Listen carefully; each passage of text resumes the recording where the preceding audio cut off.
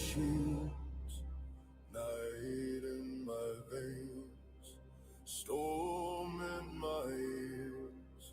Wolves trace our steps, gods count our kill. You are waiting for Valhalla, I can hear it in your roar. Every scar a burning banner, every heartbeat keeps the door. You are waiting for Valhalla as the crows begin to call. If I fall in thunder. You are waiting for Valhalla.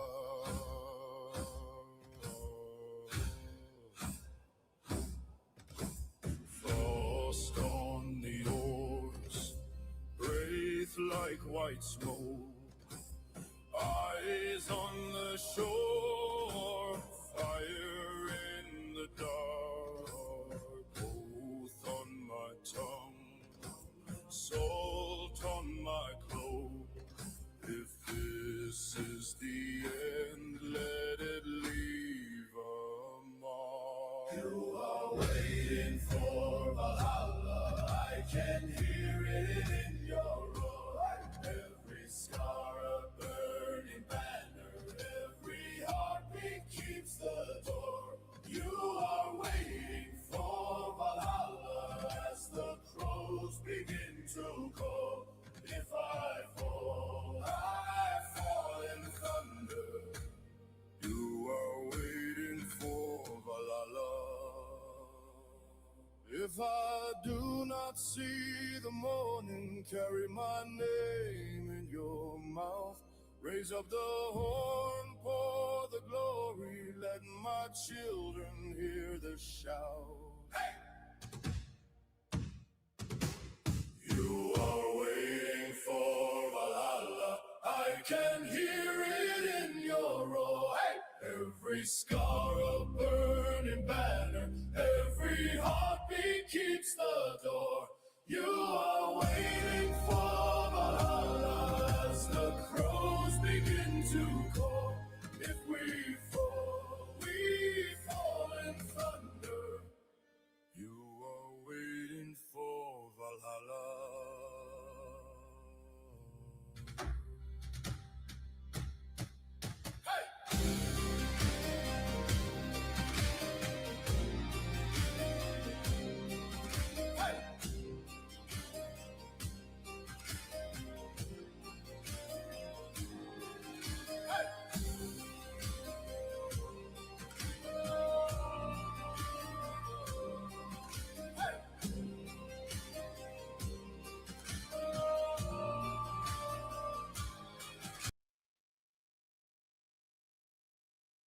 All right. What's up, everybody? Like that new loading screen that we got? Huh? We'll talk about that here in a second. Let me fix my lighting here.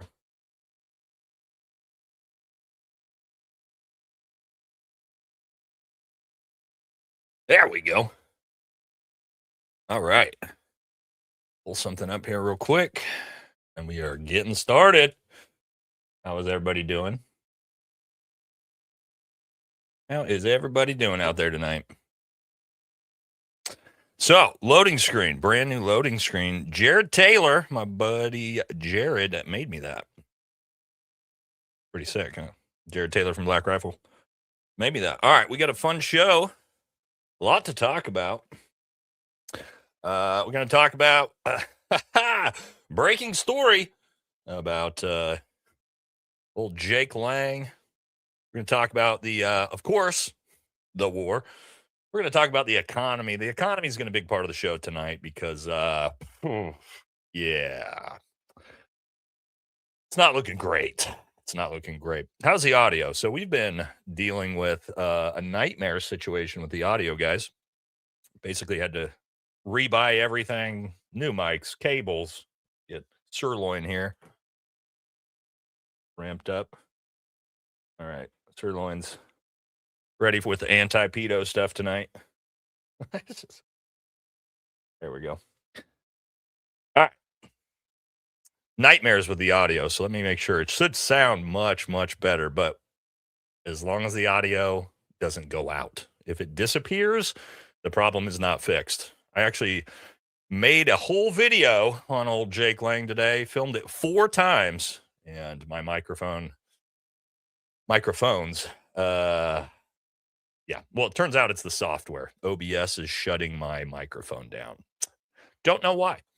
But anyway, we're good. We're loud and clear. Good. All right, we're up on both YouTube and Rumble tonight. First thing, again, we're going to be kicking this off, talking about what's going on with old Jake Lang, talk a little bit about Kristi Noem and her replacement, and we're going to jump into the economy straight away, then talk about the Iran war, talk about some insanity that's going on with the Democrats, and finish it up with MAGA, Republicans, and our greatest ally. Should be a good show. Love the loading screen. Thanks, man. Jared did an awesome job with that. Super stoked about it. Speaking of Jared Taylor from Black Rifle Coffee Company, he apparently's got some giant vet bro drama beef going on with another combat controller. If you guys haven't seen this, and what they want to do is they want to hash it out on my channel with me as the moderator. So we're planning on doing that very, very soon. So if you guys like vet bro drama and you want to see grown men special operators go at each other's throats in real time, we're going to be doing that live stream probably later this week. Should be fun. Okay. I'm going to be keeping an eye on Rumble for super chats. If you leave them over there, and then we should be good. All right. We ready to kick this thing off?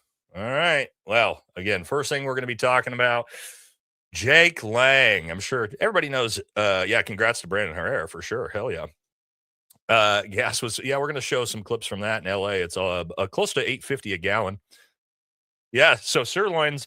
Oh, also, Jasmine, we decided to take your nickname or your naming of sirloin and go with it. I actually do like it. So yeah, sirloin has got the JD Delay hat on. If you're looking to buy this hat, you can go buy it on JD's channel from his merch line. And Sirloin is going to wear that because we're talking about Chomos tonight.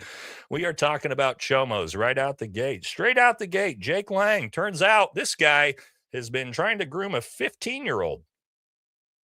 Yikes. That's messed up, isn't it?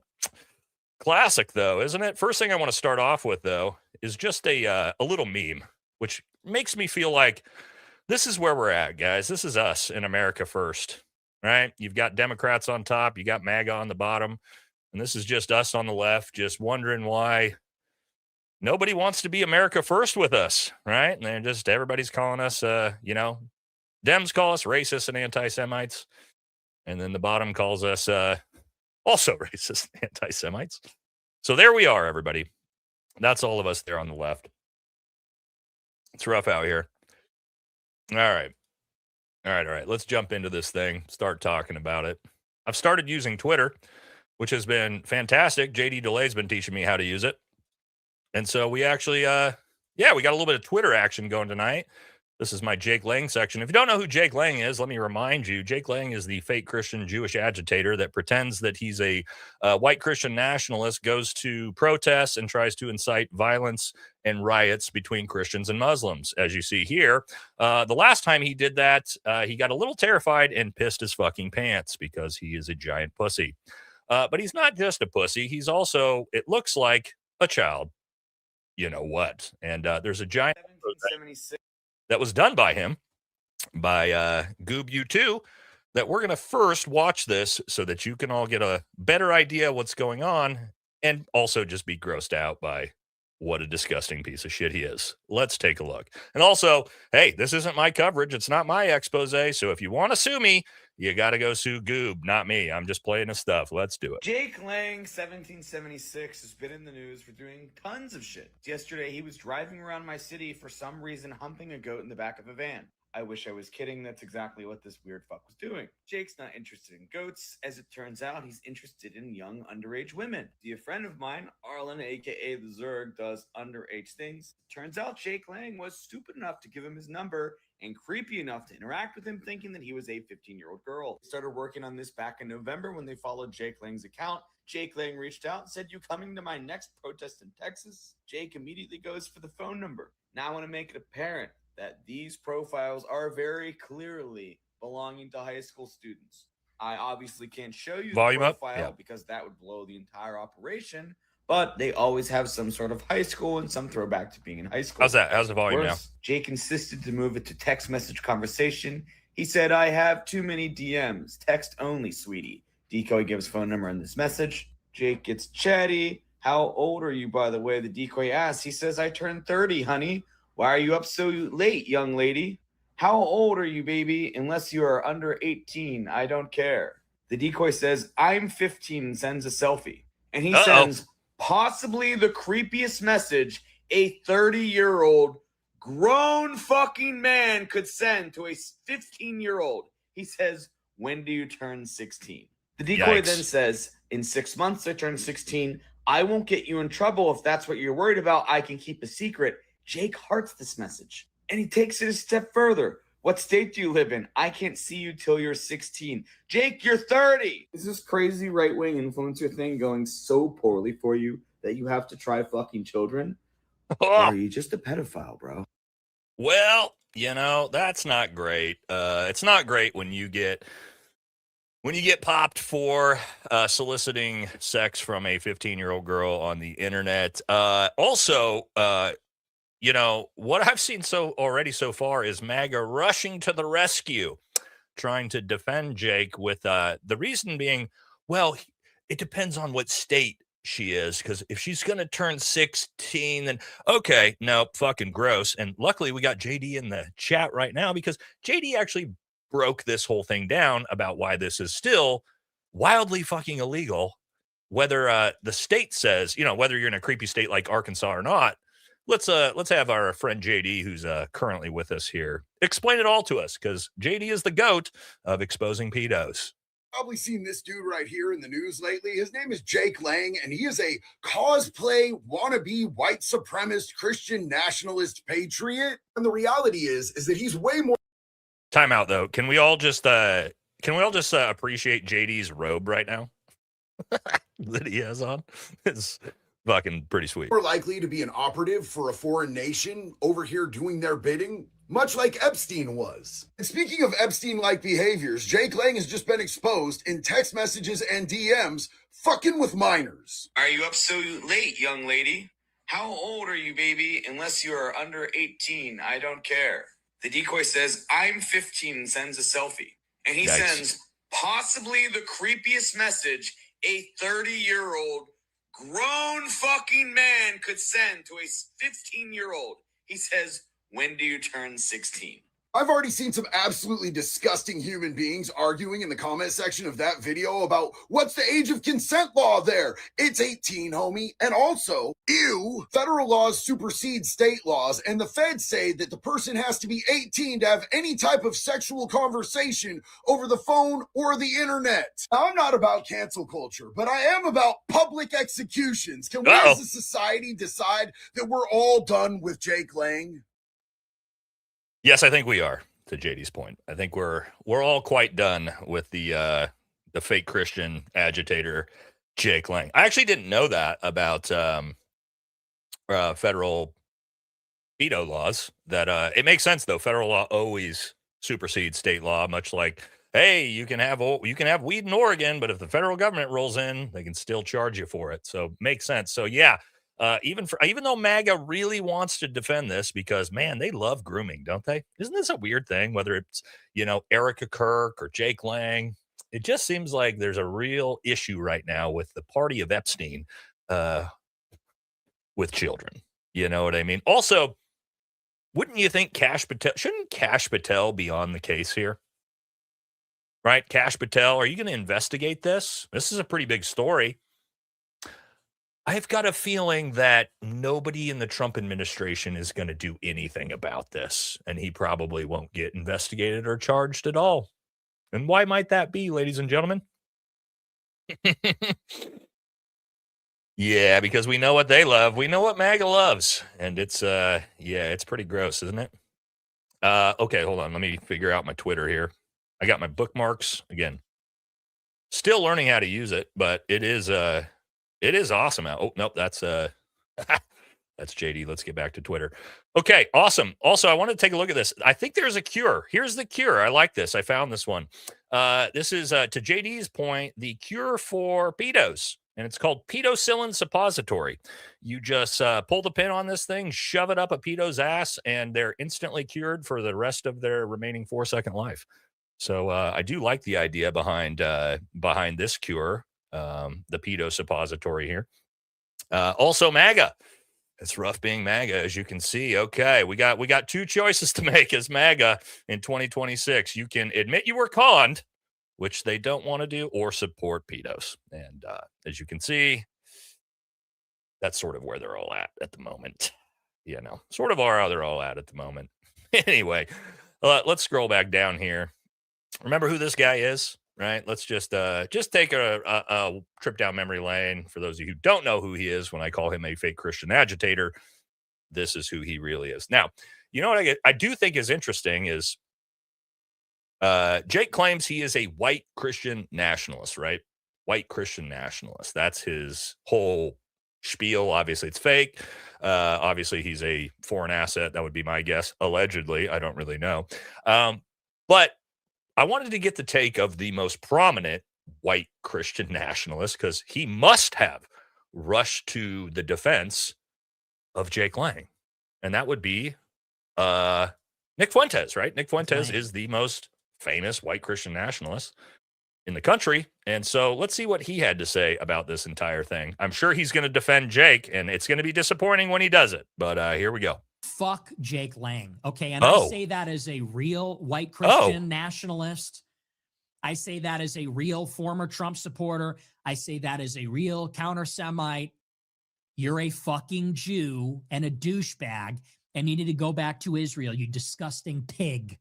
I see this guy, and it's like he's literally a paid actor. The way he's doing a fake Trump voice, the way he's doing his best Trump impression, the way he's doing these, it's like, who's paying for the U-Haul van? Bill Ackman?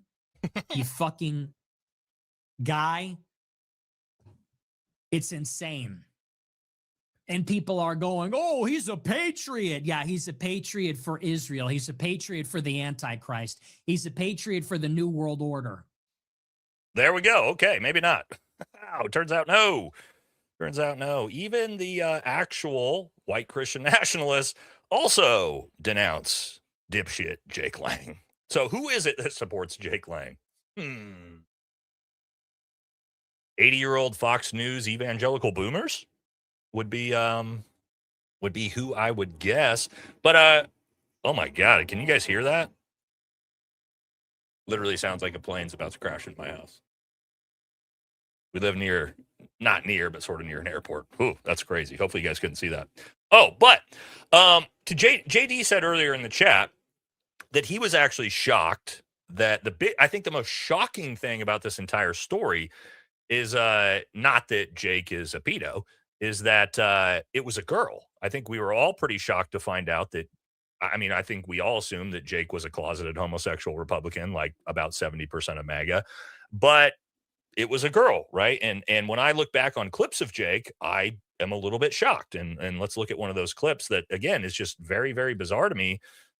That yeah, here it is. Let's just be honest and take a look here. This is Jake Lang. So check him out. Sure, we get some volume on here. Support ICE. Our country was made for Americans, not for Somalis. I want you guys to just really take in the athleticism, right? The coordination. This guy obviously trains. He probably trains Muay Thai fucking 3 times as much as I do, because these kicks, chef's kiss, baby.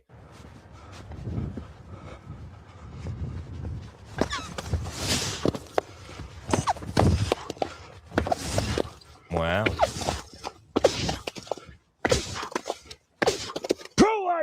baby. America first, America only. Could you imagine? Could you imagine that dork? Oh, oh, oh, oh, the kicks. Oh, yeah, that's oh, not great. Not great form. Uh-oh. Uh-oh. Anna is upset. Anna is upset that we are dogging on a pedophile. Oh, Anna, that's rough, isn't it, Anna? Oh, I get it. You're upset. You're upset. MAGA's real upset. It is what it is. It's going to be okay. It's going to be okay. All right.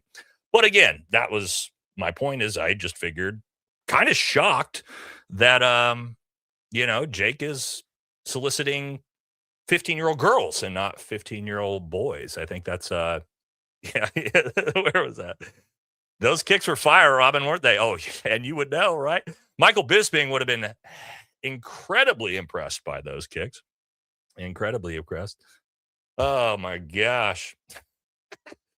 Yeah, this dork. Let's get one more. One more of, I don't know if you guys saw this, but he was like walking a goat around during a protest yesterday, trying to, again, incite violence between Muslims and Christians. And let's take a look at this. Literally photos of him in Israel kissing the wall, making out with the wall with the fucking cube on his head and everything. He is the most Jewish looking guy you've ever seen. He's the most Jewish sounding guy you've ever heard. He is a big, disgusting. I don't know what Nick's about to say last, but since we're on YouTube still, I'm just going to pause it there. I actually haven't watched that whole clip. But I feel like something super anti-Semitic was there that was coming, so we're gonna stop the clip there because again, we're still on YouTube at the moment. But you get the point, right? You get the point. The dude is obviously a paid actor, allegedly. If he's gonna sue the entire internet now, who knows? But it's obviously pretty obvious, right, at this point. So, okay, that's enough of old Jake Lang to kick the episode off. Kick the show off. Next, this is going to be a little bit quick because I did a whole video on it, but I did want to talk because we haven't got to talk about it yet because she got fired since last Tuesday. Is Kristi Noem? Yes. And who was here for the year in review stream where we made our predictions? Who was here for the year in review stream where we made our predictions? My God, Nate has been fucking on fire with the 2026 predictions. What did I say? We would invade Venezuela. What did I say? We would invade Iran within a couple months. What did I say? Kristi Noem would be the first person to be fired. Did I not say all those things? Pam Bondi being the second. We haven't seen it yet. Oh my God. I hate to toot my own horn, but my God, you guys know, did I not call this shit to the T? Now, let's talk about old Kristi Noem. For those of you who didn't know why she got fired, it's because she basically embezzled $220 million in a fake ad campaign into her own family's companies. And when that hit the news, Donald Trump was not happy, even though Donald Trump also blessed off and approved this. But when this actually came out, the corruption came out, well, she had to go. And what I want to show you guys is the actual ad. They spent $220 million on this. Okay. Keep in mind, that is a bigger budget than the vast majority of Hollywood movies. And I have the clip right here. This is what they spent $220 million on. Stand by. Oh my God. America provides. I'm Kristi Noem.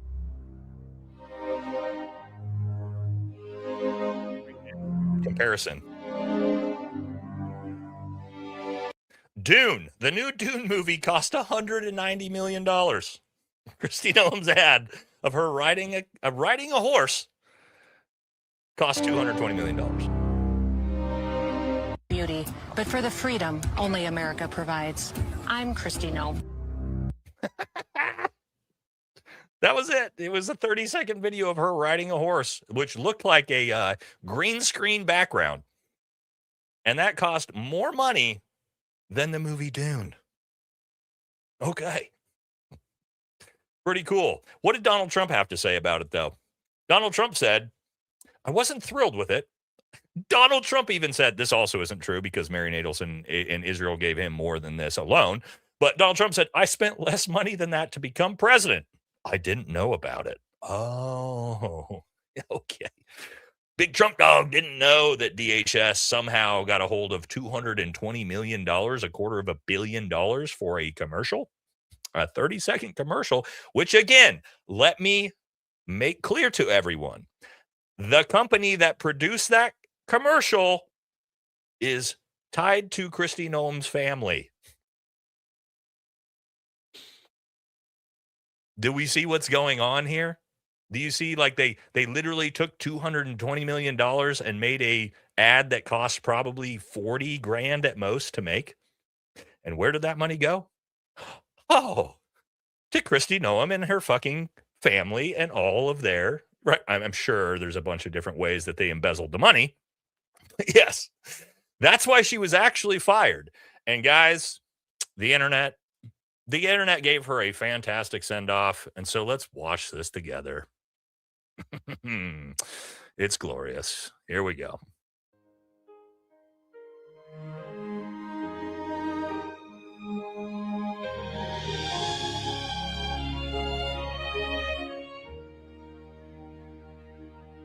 Say goodbye, dear Kristi Noem. You're done, so please get going. Was the act that you're showing caused a scandal that's now growing? Say so long, dear Kristi Noem. Under a bus you were thrown. Your ego got overblown. Your grift has now been shown. But just remember that he who fired her was he who desired her, was he who hired her, was he who required her. And please remember that he who demoted her was he who promoted her, was he who full-throated her, was he sugarcoating her. So don't let the door hit your ass, my dear whore, 'cause we're glad you're no more. It's no loss, we are sure. And please don't be fooled as the team gets retooled with a very different ghoul, just as bad and uncool. That the fish its big head is where the rot starts to spread. And Kristi getting lumps, just a mere speed bump. We knew from the jump she got picked by Donald Trump. Say talk to dear Kristi Noem. You must feel so all alone, like a shot dog with no bone. God, no dog to allowed. lose your microphone. Say adios, Kristi Noem. It's time you started to atone. Your crimes have all been known, and we're glad that you're overthrown. So don't let the door hit your ass, my dear whore, 'cause we're glad you're no more. It's no loss, we are sure. And please don't be fooled as the team gets retooled with a very different ghoul, just as bad and uncool. That the fish its big head is where the rot starts to spread. Okay, good enough. We get the point. We get the point. Man, I got to tell you guys. I mean, I know AI is going to kill us all probably within the next 10 years, right? But until it does, God, it can do some. Look at this guy. Thought that was lame. Oh, are you butthurt? Oh, wah. Kristi Noem got fired. Wah. You fucking dork. Okay. But here's the thing. This is who we all know, right, at this point. It's great that Kristi left, but now we got the stolen valor battle gnome himself, old Mark Wayne Mullins, all 4'11" of him. Interesting about Mark Wayne, we're going to talk a little about him later. He's also on the Armed Services Committee, and guess what he did? He invested heavily into a bunch of military industrial complex stocks right before we invaded Iran. Oh, little Mark Wayne. Yeah, see that? Mark Wayne invested in Carpenter Technology on February 4th. Makes alloys used by defense contractors like Raytheon and Lockheed Martin, which he also sits on the Armed Services Committee, which he means he knew that the invasion was coming. Isn't that incredible? Isn't that incredible? Get your facts right, Nate. Look at this fucking fat, ugly dork, dude. Oh, my God. Also, manicure your beard. Jesus Christ. Don't put your kid in your photo. That's absolutely inappropriate. You're a terrible fucking father when you do that. There's a lot of chomos out there. So the fact that you would do that online, we all know who you and your son are. So, yeah, you're a fucking terrible human being. You're a shitty dad, and you're a pathetic fucking man. So there's that. Sorry. Probably shouldn't try to talk shit on the channel with a dude that's fucking 10 times more masculine than you. Okay, let's keep it moving here. We're, of course, going to jump into the economy. We'll probably hit some super chats here first because we don't want to fall too far behind. Okay. Now, let's hit a couple super chats and then we're jumping straight into the economy because, again, we're going to talk a lot about gas and the Strait of Hormuz and everything that's going to happen as well. Okay. Loading screen is song sick as fuck. VFT. Yeah, again, thank you very much, my buddy JT, for doing that for us. It was super cool. When he sent it to me, I was like, hell yeah. Munchkin swaying in the breeze. You got to love that. Idiot Carrot says, hey, Nate, did you know Erica Kirk took over Charlie Kirk's board seat in the Air Force Academy? So we are just giving influencer ranks. Okay. I forgot to talk. We were going to talk about that, and I forgot to put it in the episode because it's breaking. Okay. You guys all saw that, right? Erica Kirk is now on an Air Force board. Okay. So the backstory with this, to understand it better before, Candace and Jimmy and Colin and Jesse and everybody get a hold of it. Okay. I'm not defending it. It's fucking retarded. But here's really the backstory. Donald Trump actually put Charlie Kirk in that board seat previously when he was still alive and got so much backlash because Charlie Kirk never fucking served in the military that he pulled him off the seat, right? Because why the fuck would you put Charlie Kirk on an Air Force board seat? And I actually talked to Aaron Love, who is Air Force Spec War PJ, our friend Aaron from the show, and he was telling me about this board seat and what it means. And basically, what he was saying is the Air Force can put anybody on this board. It doesn't actually mean anything. It's kind of just like you're there. But the idea of Donald Trump think of it this way, if Charlie Kirk was not qualified for this board seat, why the fuck would Erica Kirk be qualified for this board seat? Why is Erica Kirk on any board seat or anything in the military, let alone the Air Force? Yes, it makes no fucking sense. Probably her mom. Yeah, this is probably really where it boils down to.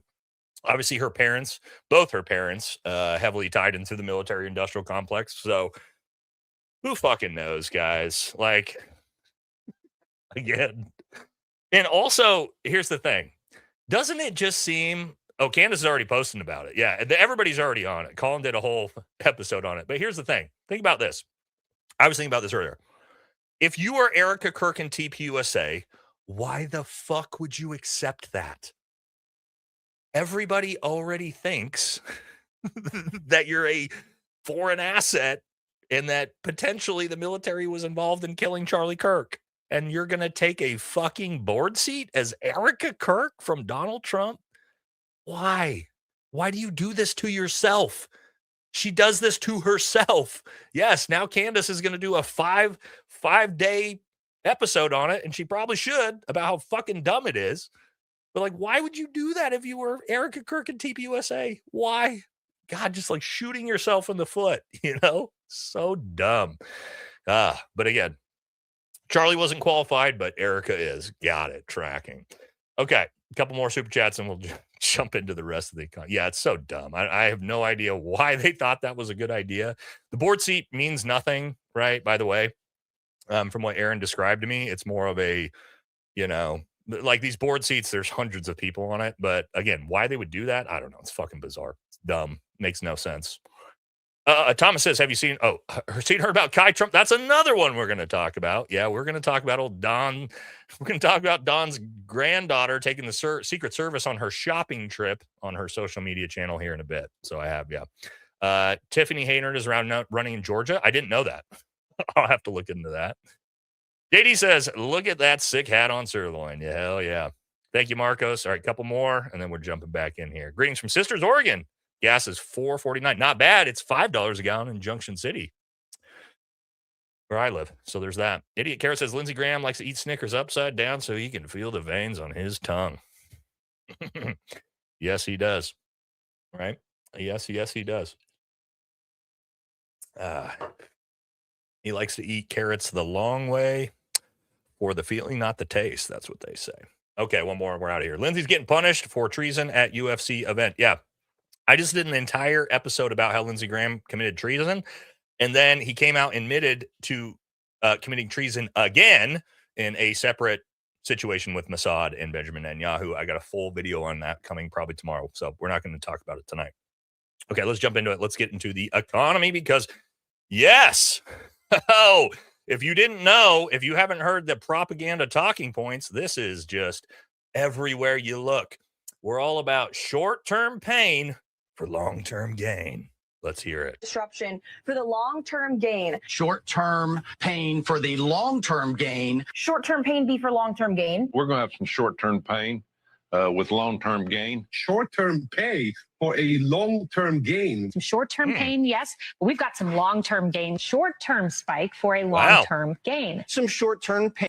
It's almost like they all get the same talking points from the administration, isn't it? Isn't that bizarre? And for American consumers, we may have to deal with that in the short term. Short-term and temporary. Temporary short-term pain. It's going to suck in the short term. Some short-term pain. Short-term pain. We have to focus on the short-term. Short-term. Short-term. Short-term. Short-term and long-term. Short-term.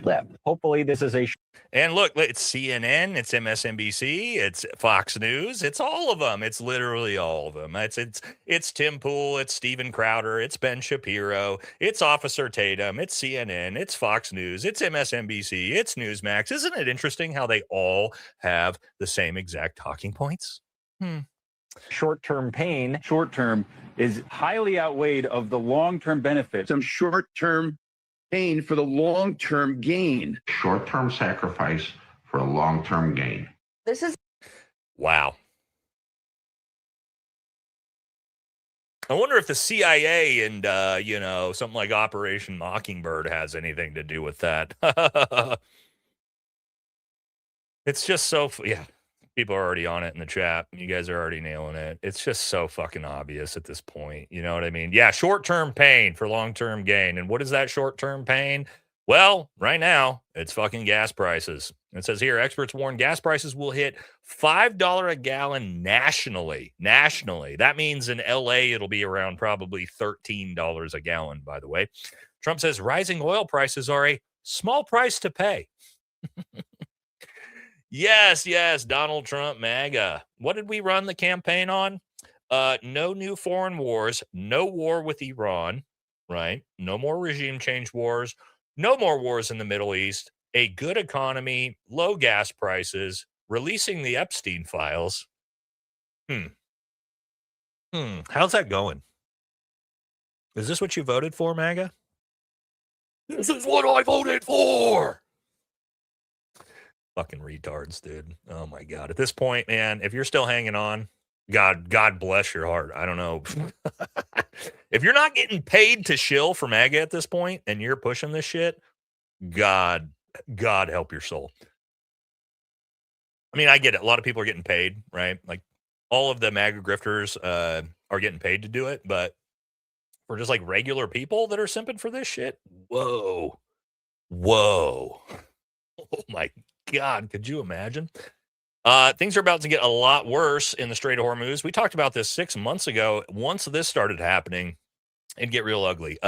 When Iran decided to put sea mines into the strait, the global economy is about to get fucked. And it looks like that, yes, they've started to do that. Iran has now begun putting mines in the Strait of Hormuz. They possess over 5,000 mines that they could fill the strait with, disrupting oil from being transferred from the Gulf nations. It appears as though Trump overplayed his hand, and this could have devastating effects on the world. This is some breaking news. Yep. What else? Even worse. We decided to we're just blowing up oil depots in the Middle East now too, because this is a good idea. Strait of Hormuz and show some guts. There's nothing to be afraid of. They have no navy. We sunk all their ships. He went on. Donald Trump is telling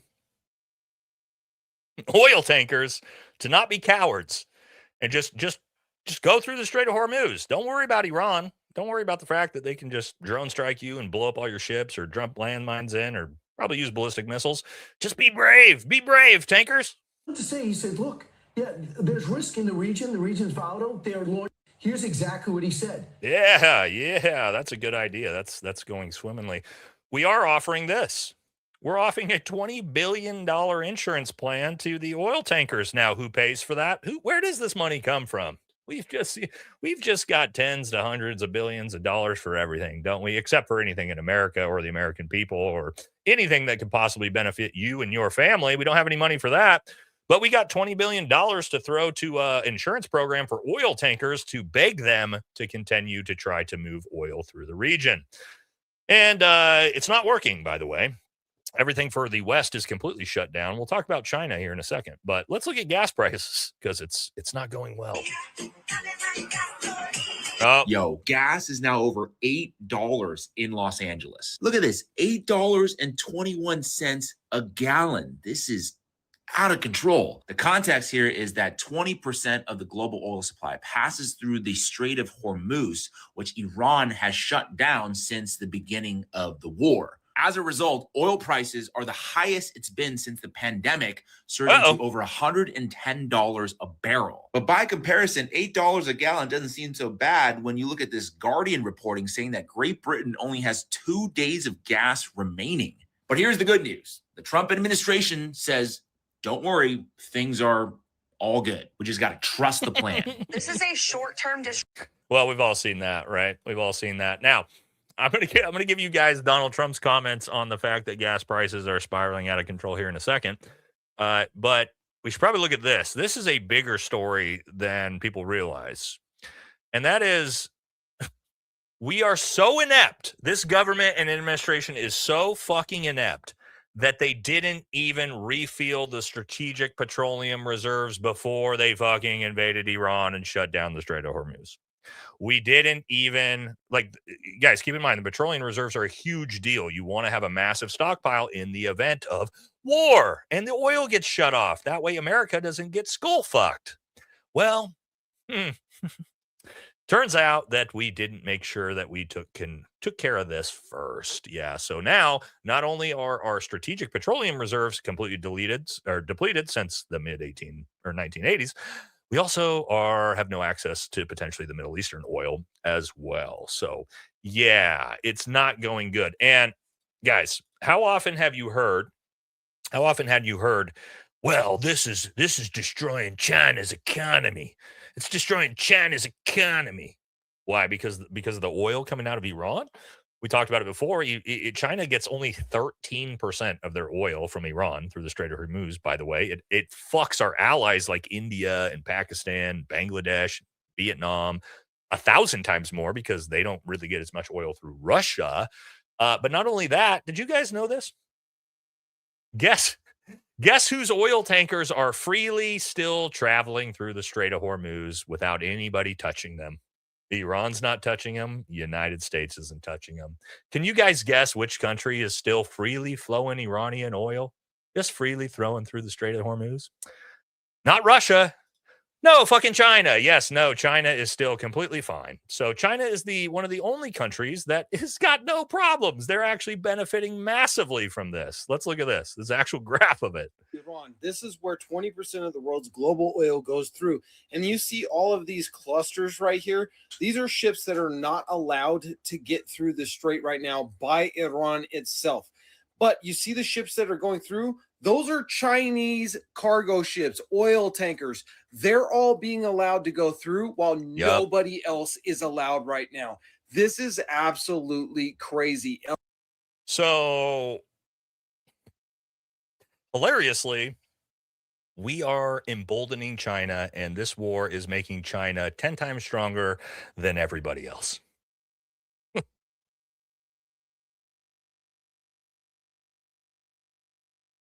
I just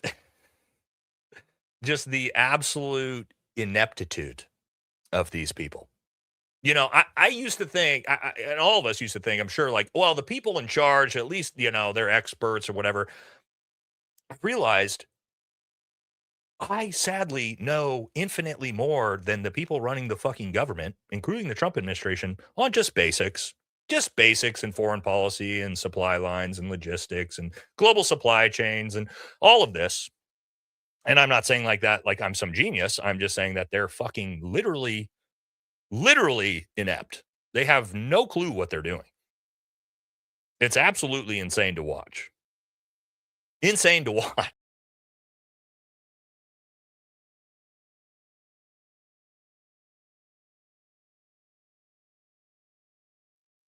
They got me. They got me. No, I accidentally hit the button on my mouse. I got to change this keybind on my mouse, guys. This side button shuts my entire stream down. Don't know why. Don't know why it does that. But no, not the hackers. I gotta change the keybind on that. That's not a good keybind for me to barely touch and send the stream. Extend the stream 12 minutes. Okay, let's keep moving, all right? Because I want to get you guys' I want to show you guys Donald Trump's response to oil prices skyrocketing out of control. I'm sure he's super concerned, right? Wants to make sure the American people are doing okay. Let's take a look. Trump is quoted by saying, when pressed on rising gas prices, Trump said, if they rise, they rise. Okay. And then he also said this when asked about it. I don't have any concern about it. Let's go. Okay. You know, just gas prices skyrocketing across the country and the world. And Donald Trump is not concerned. Not concerned. Yeah. All right. I mean, it seems like we would be concerned. Gas is $8.50 a fucking gallon in LA, and we're not concerned at all in the first week of the war. And again, we're talking about the economy. What's this going to do to the economy? What do you guys like? You guys aren't dumb. Nobody in here is dumb. The fastest way to drive up inflation and cause massive, massive increase in prices and literally everything in the consumer markets is rising gas prices. Why? I don't know. Because, oh, that's right. You got to transport shit. And if gas is $8 a gallon, then the prices of literally everything in consumer goods goes up. But Trump doesn't care about that. Why would he give a fuck about that? What? He's a billionaire. You think billionaires are concerned about gas prices and diesel prices? Also, diesel skyrocketing out of control. What do you think that's doing to our farmers and our ranchers who are already getting skull fucked?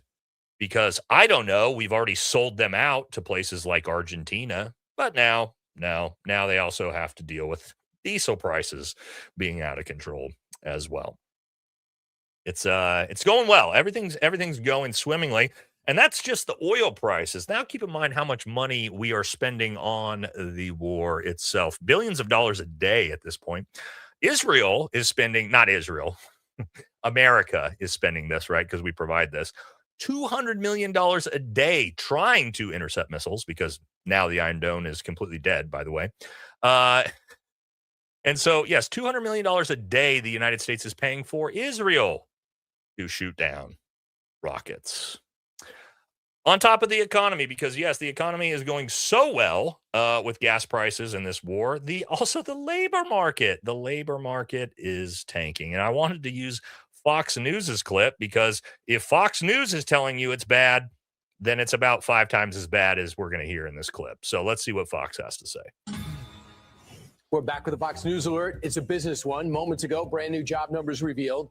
The U.S. economy did not add jobs. They lost 92,000 jobs in February, a steep drop from expectations. Unemployment also ticked up slightly to 4.4%.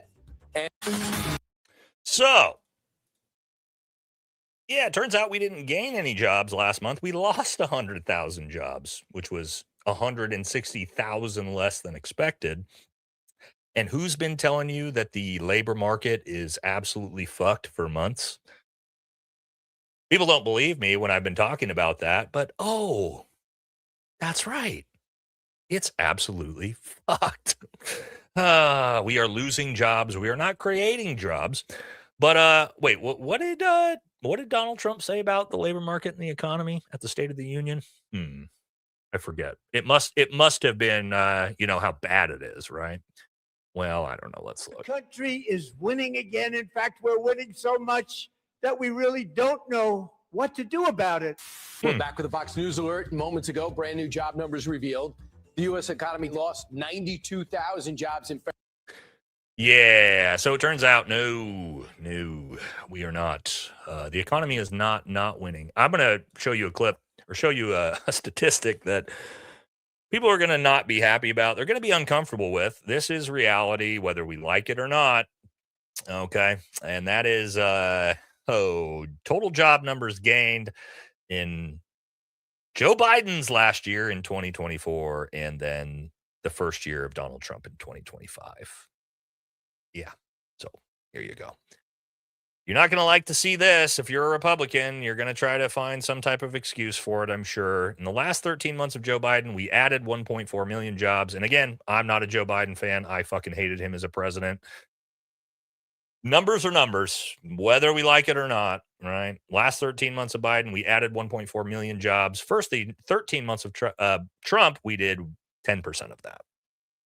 We did 10% of that. So, yeah.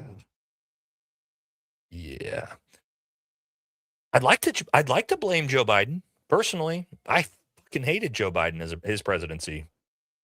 I did. I just, and somehow this is 10 times worse. And I mean, again, if you actually look at the numbers, the labor market, yes, it's 10 times worse this year than the last year of Biden. Literally 10 times worse. Strictly by the numbers. And this is supposed to be the economy president, right? That's one of the big problems isn't Trump the economy president? That's what he ran on. Nobody expected the economy to be good under Joe Biden. But it's fucking significantly worse. Gas prices are higher than when Donald Trump took office. Inflation is higher than when Donald Trump took office. Jobs are 1/10 of what Biden did in his last year. I mean, these are just right. We can fight it. We can beat our fists and go, "Wow, Democrats bad." Well, Trump's way fucking worse, statistically and objectively, on the economy in his first year. It's not debatable. The numbers are the numbers, and I know again it's uncomfortable for people, especially Republicans, but that's the truth. And not only that, we got to look at the national debt. The national debt is now rising by $1 trillion every 155 days. Also significantly worse than any previous president. Holy fuck, dude. Do you think a war with Iran is helping that? Do you think trying to add $500 billion to the military budget, which you guys know I love the military. Also, we don't need to spend another $500 billion on it. You think that's helping the debt? Keep in mind, you pay for war through debt, not through taxes, because the American people won't sign on to that bullshit. So you just print the money, you pay for the bombs. Again, also way fucking worse than Joe Biden. And I hate saying that. I hate having to say that because I was so critical of Joe Biden. And somehow this fucking guy's worse on the economy. How is Donald Trump objectively and statistically worse on the economy than Joe Biden? During COVID. How is it possible?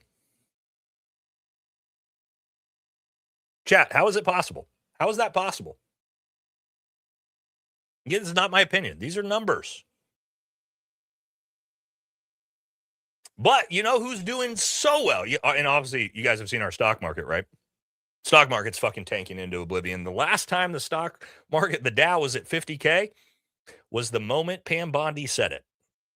It's been spiraling and tanking ever since. But you know what? You know whose stock market is skyrocketing right now? Can you guys guess? Can you guys guess what country's stock market has been on a fucking tear since this war kicked off? Who do you guys think? Absolute tear. Not China. Nope. Ooh. Bodum. Bodum. Bodum. Isn't that interesting? Yep. And it's true. Turns out the Tel Aviv Stock Exchange is surging nearly 6% to record highs. Record highs for our greatest ally as our economy gets ready to dump into oblivion. There it is. I'm glad it's going well for some people.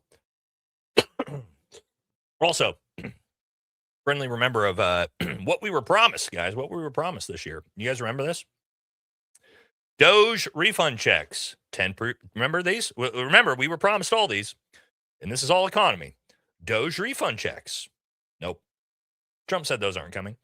10% APR max capped on credit cards. That seemed like an amazing thing. We talked about it on the show before, and I said, this sounds amazing. 0% chance Trump will ever do it. Yeah, that got thrown out. Prescriptions. Remember the 1,500% cheaper prescriptions? And that got thrown out. Gas under $2 again, thrown out. Groceries cheaper, and nope. Greenland? Nope. Oh, the tariff refund check. Remember the tariff refund? Yeah, no. That's also not coming.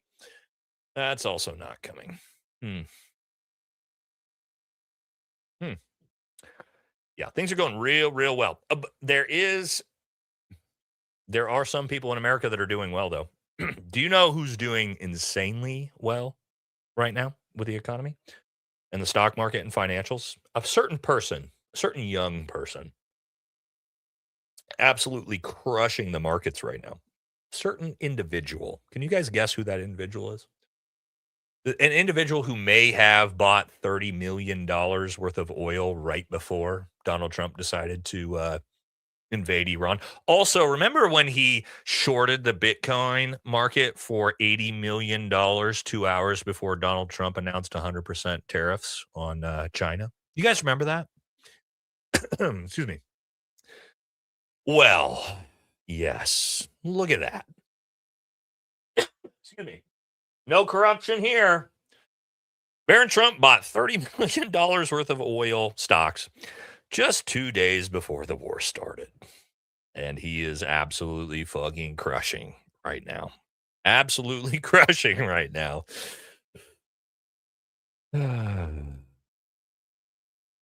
But, hey, don't forget, Hunter Biden sold crackhead art paintings for $200,000. So, you know, Biden bad. Hunter Biden bad. We're not worried about Barron Trump making $150 million this year through insider trading, I guess you could call it. That's nobody's concerned about that. Fox News not going to tell you about that. No, none of the MAGA influencers are going to talk about that, but we'll talk about it. Isn't that wild, guys? Isn't this all just fantastically just I don't know. Okay, let me hit a couple of the super chats over on Rumble real quick. We're jumping into what's going on in the Iran war next, but I don't want to miss these over on Rumble. Okay, real quick, let's jump over there, hit a couple of these, and kind of get this figured out a little bit. All right, Liam says, I have a serious spinal cord injury from getting shot in the head and can throw a kick better than that buffoon. Better than Jake Lang. That's funny. I think there was another one here. Coupland says, has a J, of course. Yeah, well, we can't say that yet. And do we have any more? Okay, one more. Sec Sooner says, SEC Sooners, excuse me. That's obviously a football name. 2 weeks ago here in Southwest Oklahoma, gas was $1.79. Now it's $3 a gallon. Yeah. Yep, things are going fantastic. Fantastic. Aren't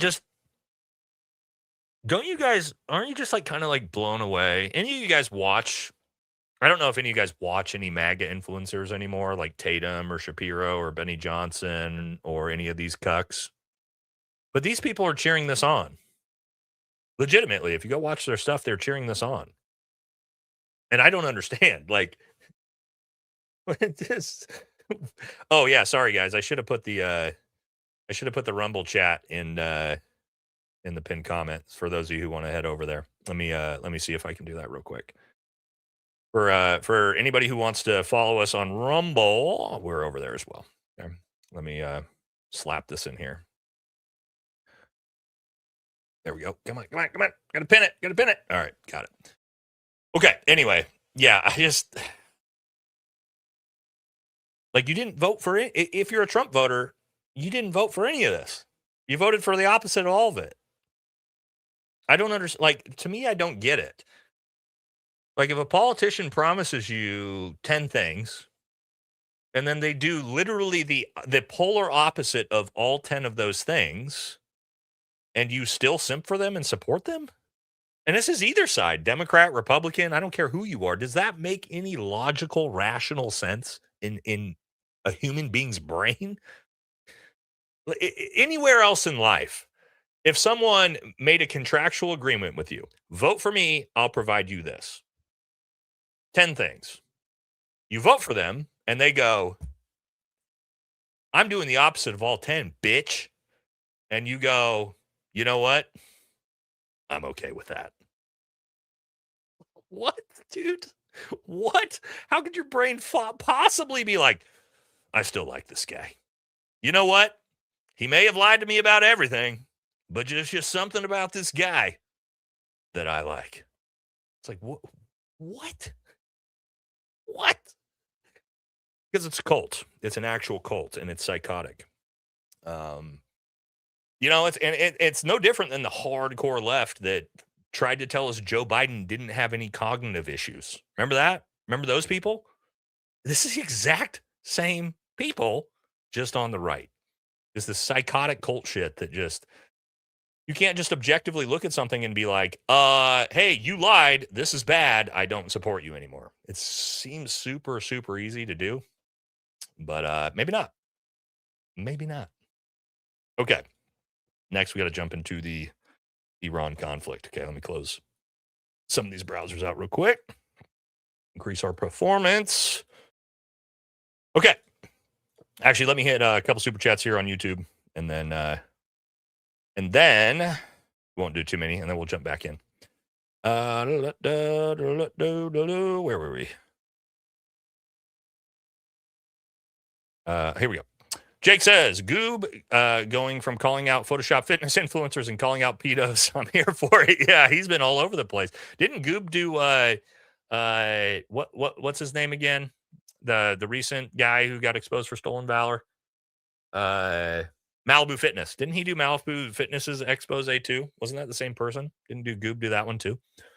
Yeah, he's all over the place with the investigative journalism. Favorite part of the week? Thanks, Aaron Cooper. Like your shirt, by the way. Grant says, trying to figure out super chats, and Shekels gave up and put stars of D in quarters blue Sharpie. All hail our greatest ally. Oh yeah, we forgot to do that. Hey, guys, always, again, if you're new to the channel, we just make sure everybody knows that this channel, and me personally, I absolutely love Israel. It's my favorite country in the world. I can't wait to visit. I support Israel no matter what they do. I don't care what they do. Full support. I don't care if they, kill 100,000 children. I 100% support them until the end of the day. Make sure you put those Israel flags in the chat. We absolutely love Israel and Benjamin Netanyahu. Okay. So we should have done that. Yes, there we go. Get those Israel flags in the chat. We love Israel. We support Israel. Israel. We love it. Okay. We forgot to do that at the start of the show. Okay. Keep it moving. Somebody who's brand new to the show is going to see that and be like, what the fuck is this? Who is this guy? Is fucking out of his mind. Well, it is what it is. Thank you, Carla. The BD Swinger says, were there a lot of other Christians in the regiment with you?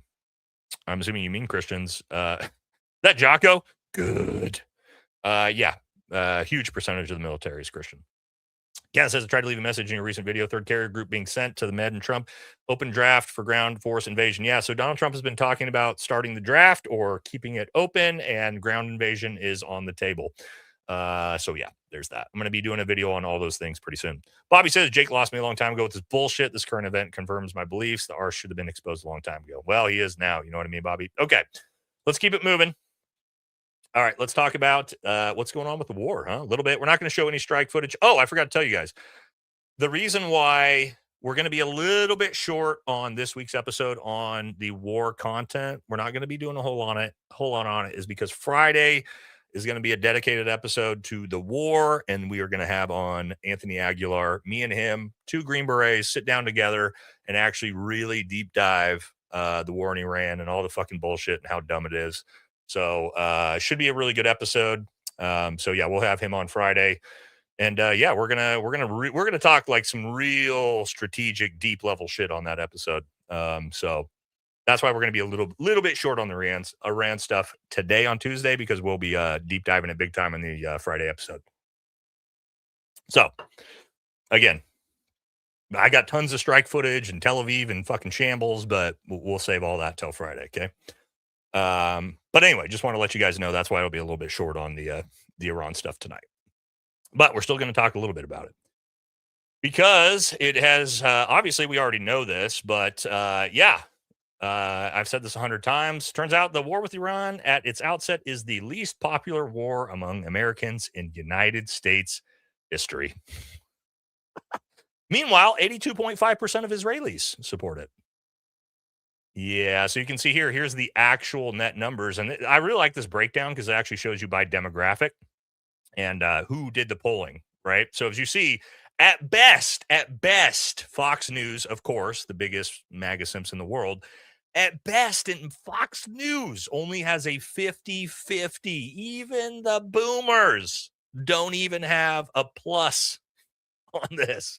And as you can see, literally everybody else, CNN, Reuters, YouGov, Washington Post, NBC News, it's just all underwater, right? Like the country obviously just doesn't approve of this because it's dumb as shit. Even Fox News is only 50-50.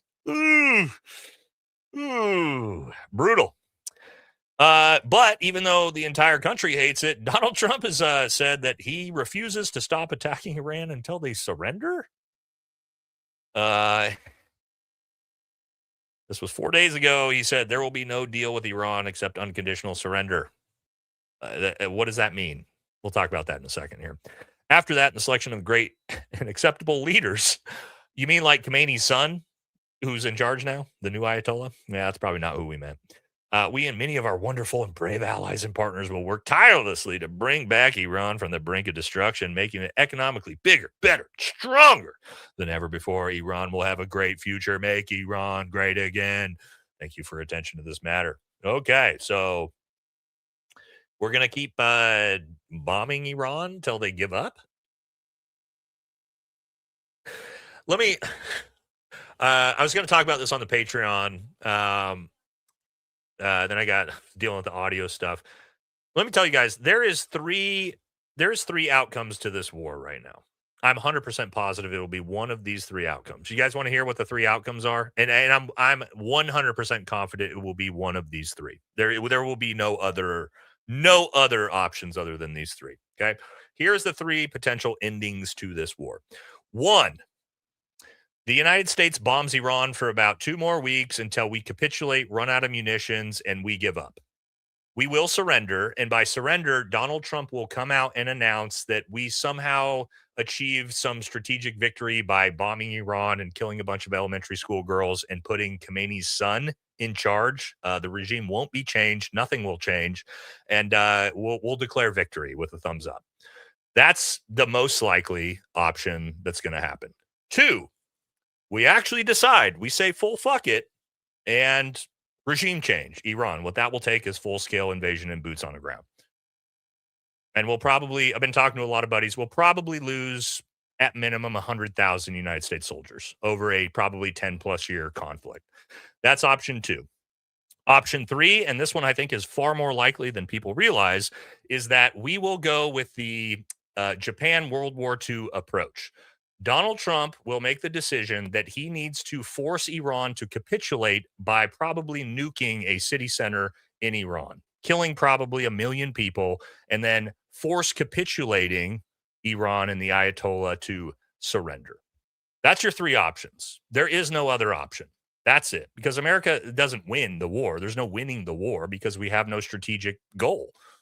To win, you have to have a goal, right? We don't have a goal. There's no plan. It's just bomb Iran until something happens. So those are the 3 things that one of those things will most likely happen.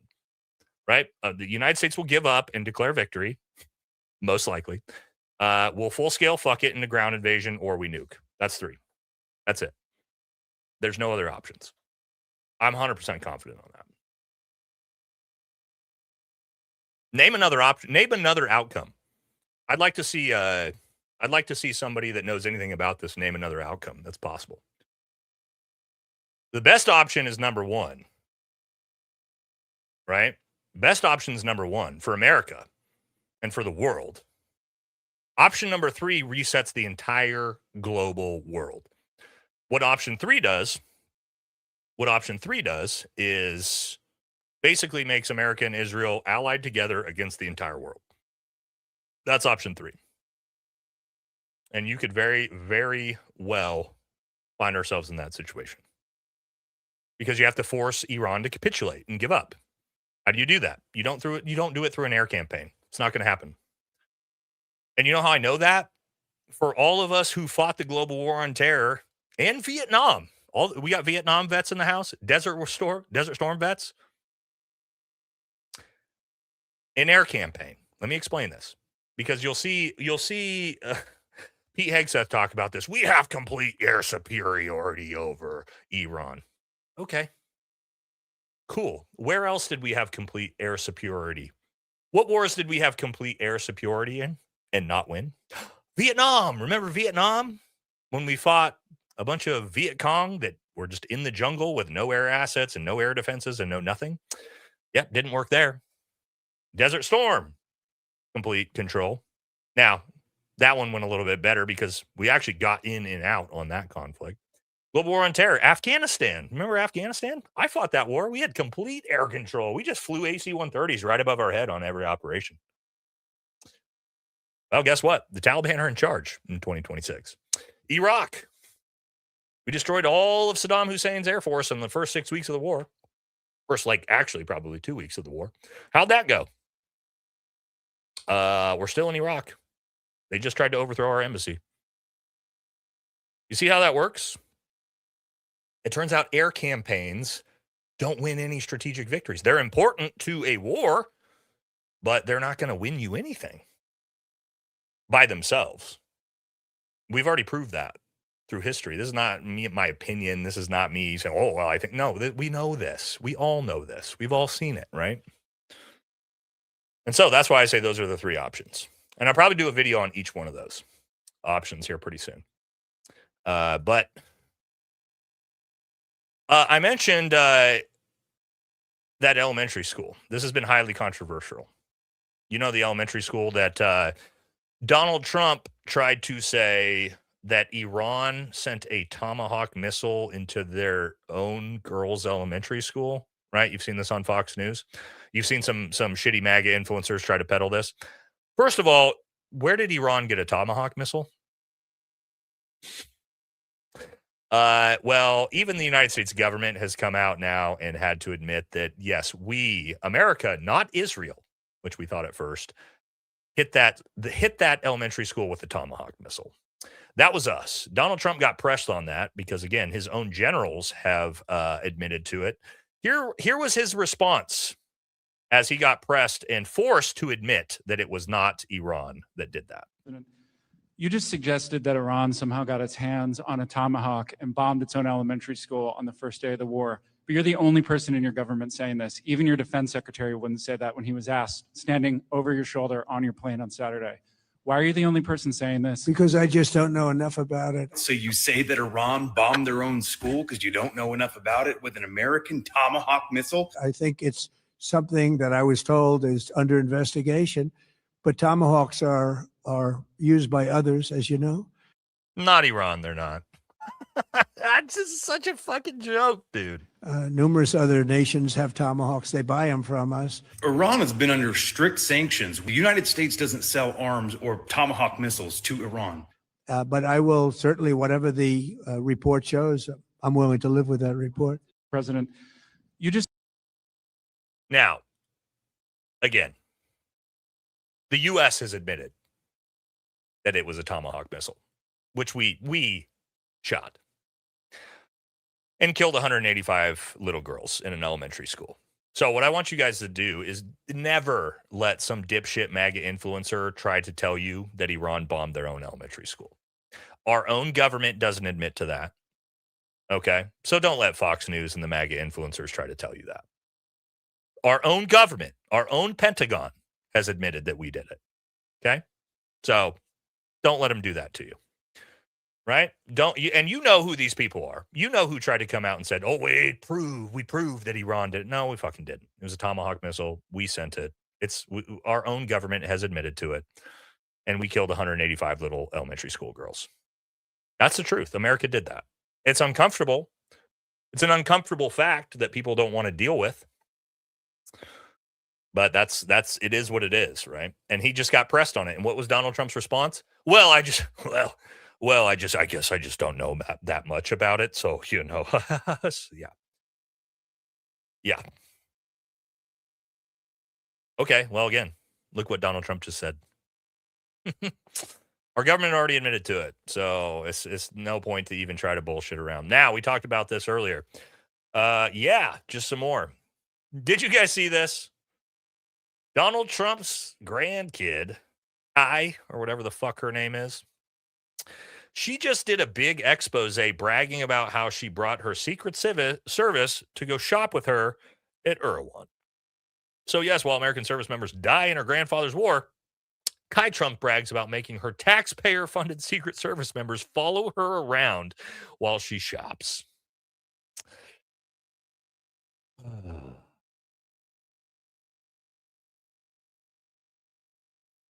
Yeah. Maybe Barron, maybe Kai, maybe they should just get sent to the front lines. Maybe it's time for that. This is a great clip by Tucker, because I was thinking about, how is this possible that Donald Trump thinks this is a good idea? I mean, again, we know it's the most unpopular war ever. The numbers are horrible. The economy is getting shit on. Gas prices spiraling out of control. Why is he doing it? Tucker, and you guys know, Tucker actually went in before this conflict started and tried to convince Donald Trump to not bomb Iran. And that's why Donald Trump came out and denounced Tucker from MAGA this week. Well, let's take a look at this, because Tucker knows a lot more about this and Trump's decision than we do, as he tried to, and even Nick Fuentes, who hates Tucker's guts, has come out and said that this is true about Tucker. He's being shown polling that this war is like a 90-10 win for him. I flipped to DC 3 times in the last month to try to convince Trump not to do this. It didn't work. There you go. It happens. I'm looking at this and I'm thinking, boy, this is not going to get better. So then I think I'll fly up again and ask him. I mean, I don't know if anyone else is doing it, so I'm going to try to just declare victory and go home. There it is. Yeah. That's what we're all asking for now, right? Nobody's going to believe it. Trump's a fucking idiot. We get it. Just declare victory. You bombed Iran. Thank you. Get the fuck out of there. Stop spending billions of dollars a day on it, and let's focus on America. Give him the win. I'll give him the win. Cool, Trump, you did it. You bombed Iran. Yay, we won. Just get the fuck out of there. Cleric, let's just call that a win and then pull back.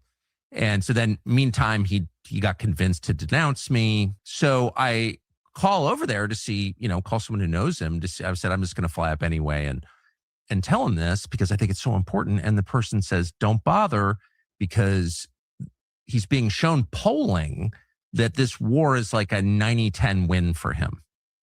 And I said, I don't know where that polling is coming from. It's like, I guess you could make any kind of poll, and he's watching Fox News. There it is. Telling him the same thing. And he's getting fake polling. I guess they're only polling Sean Hannity's viewers or something. And so I'm not sure that there's a sense that this is unpopular. So obviously I believe Tucker on that. But here's what it shows. It shows that Donald Trump has dementia, serious dementia. He doesn't have a fastball anymore, right? Donald Trump would never fall for this bullshit from Lindsey Graham or all of these people feeding him fake fucking polls in 2016. He wouldn't. I'll give him credit on that. There's no way he would. In 2026, he obviously he's got dementia. We need to just be honest with ourselves and admit that. And that's why they can bring him random polls and be like, hey, sir, look at this. Everybody loves your war in Iran. Look at 98% of Americans approve it. And he goes, okay, great. Let's do this. He's got dementia. Not Joe Biden. No. Not the Joe Biden dementia. Not the old person who's slowing down and like stumbling over his words. He doesn't know where he is or what's going on around him. We're at a full, like, and at some point, America has to come to grips with this. And keep in mind, dementia is hereditary. And what we know from his dad, right? You guys know the story about Fred Trump, right? No. Not the mag. We're not doing the dipshit MAGAs. Not you. You guys know about, we're going to actually look at things objectively, not retards like this. We understand that dementia is a genetic and hereditary, right? You guys know this. Do you guys not know the story of Fred Trump? Fred Trump, Donald Trump's dad. I know all the maggots don't know this story because they don't pay attention. But if you didn't know the story about Fred Trump also died and suffered extremely from dementia, just like his dad did. So much so, what they did with Fred Trump is they actually would and he didn't want to give up control of anything in his businesses and everything. So what they did with him is they let him sit up in his office and they would bring him fake reports and fake briefs and let him think that he was in control of things as he lost his mind to dementia. That was Trump's dad.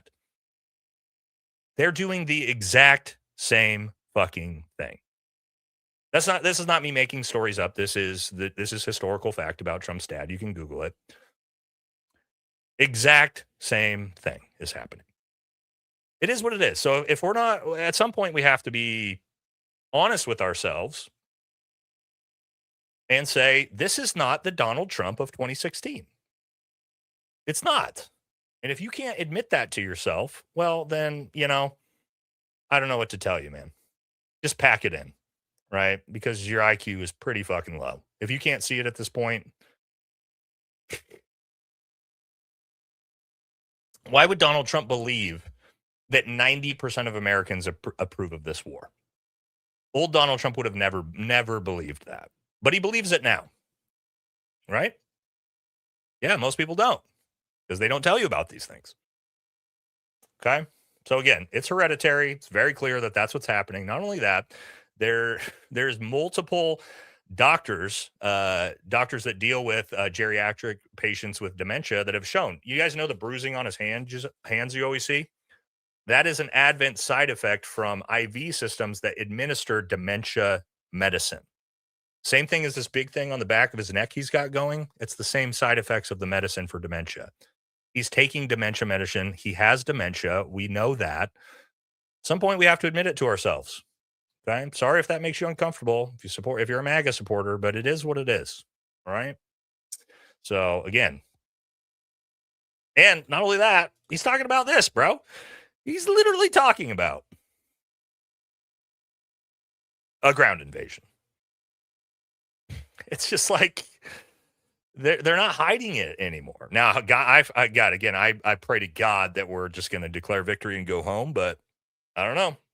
And here we go. Let's look at old dipshit fucking fake weights Pete. That we cannot sustain this, which is a really bad miscalculation for the IRGC in Iran. We've got no shortage of munitions.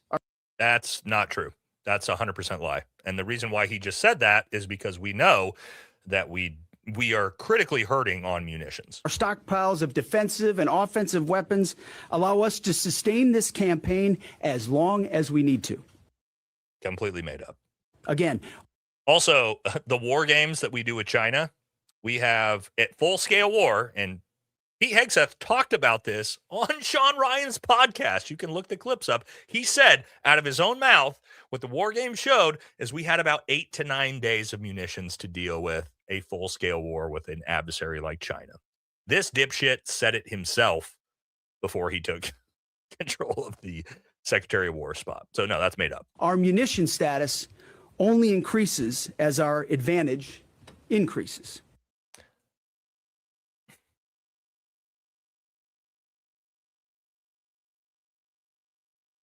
Okay.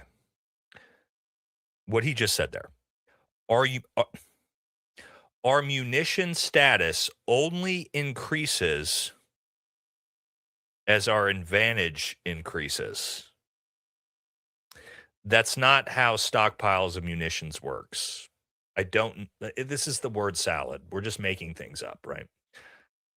Again, it's scary, man. These are the people in charge of everything that's happening, right?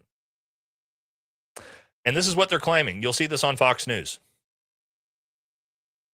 Trump just obliterated Iran's regime.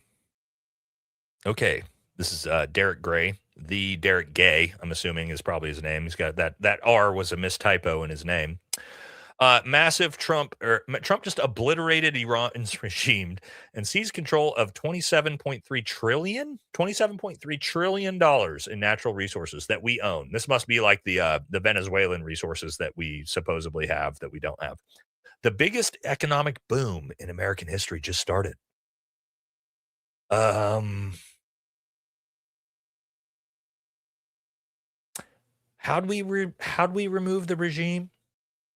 Because last I checked, Ayatollah Khomeini's son is now the new Ayatollah. We have regime changed the Ayatollah, we've regime changed Khomeini with a more radical Khomeini. You guys know that, right?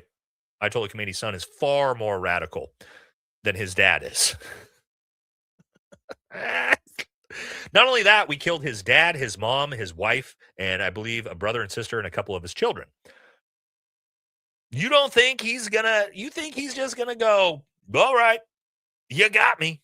You killed my entire family, and now I'm in charge. I give up. Let me ask you guys, if someone slaughtered your entire fucking family, would you then capitulate and say, oh, my bad, I'm going to give you what you want now?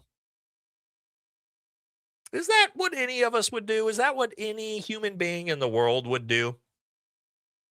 Let's ask ourselves that. And we're talking about the Ayatollah of Shia Islam. Probably not. I would say we probably just emboldened Iran significantly to never give up, most likely. So, again.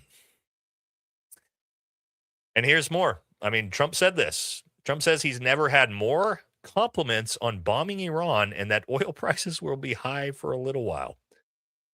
This is to Tucker's point. I'm assuming he really thinks this. I have never had more compliments on something I did. People felt it's something that had to be done. So if we have a little high oil prices for a little while, but as soon as this ends, those prices are going to drop, I believe, lower than even before.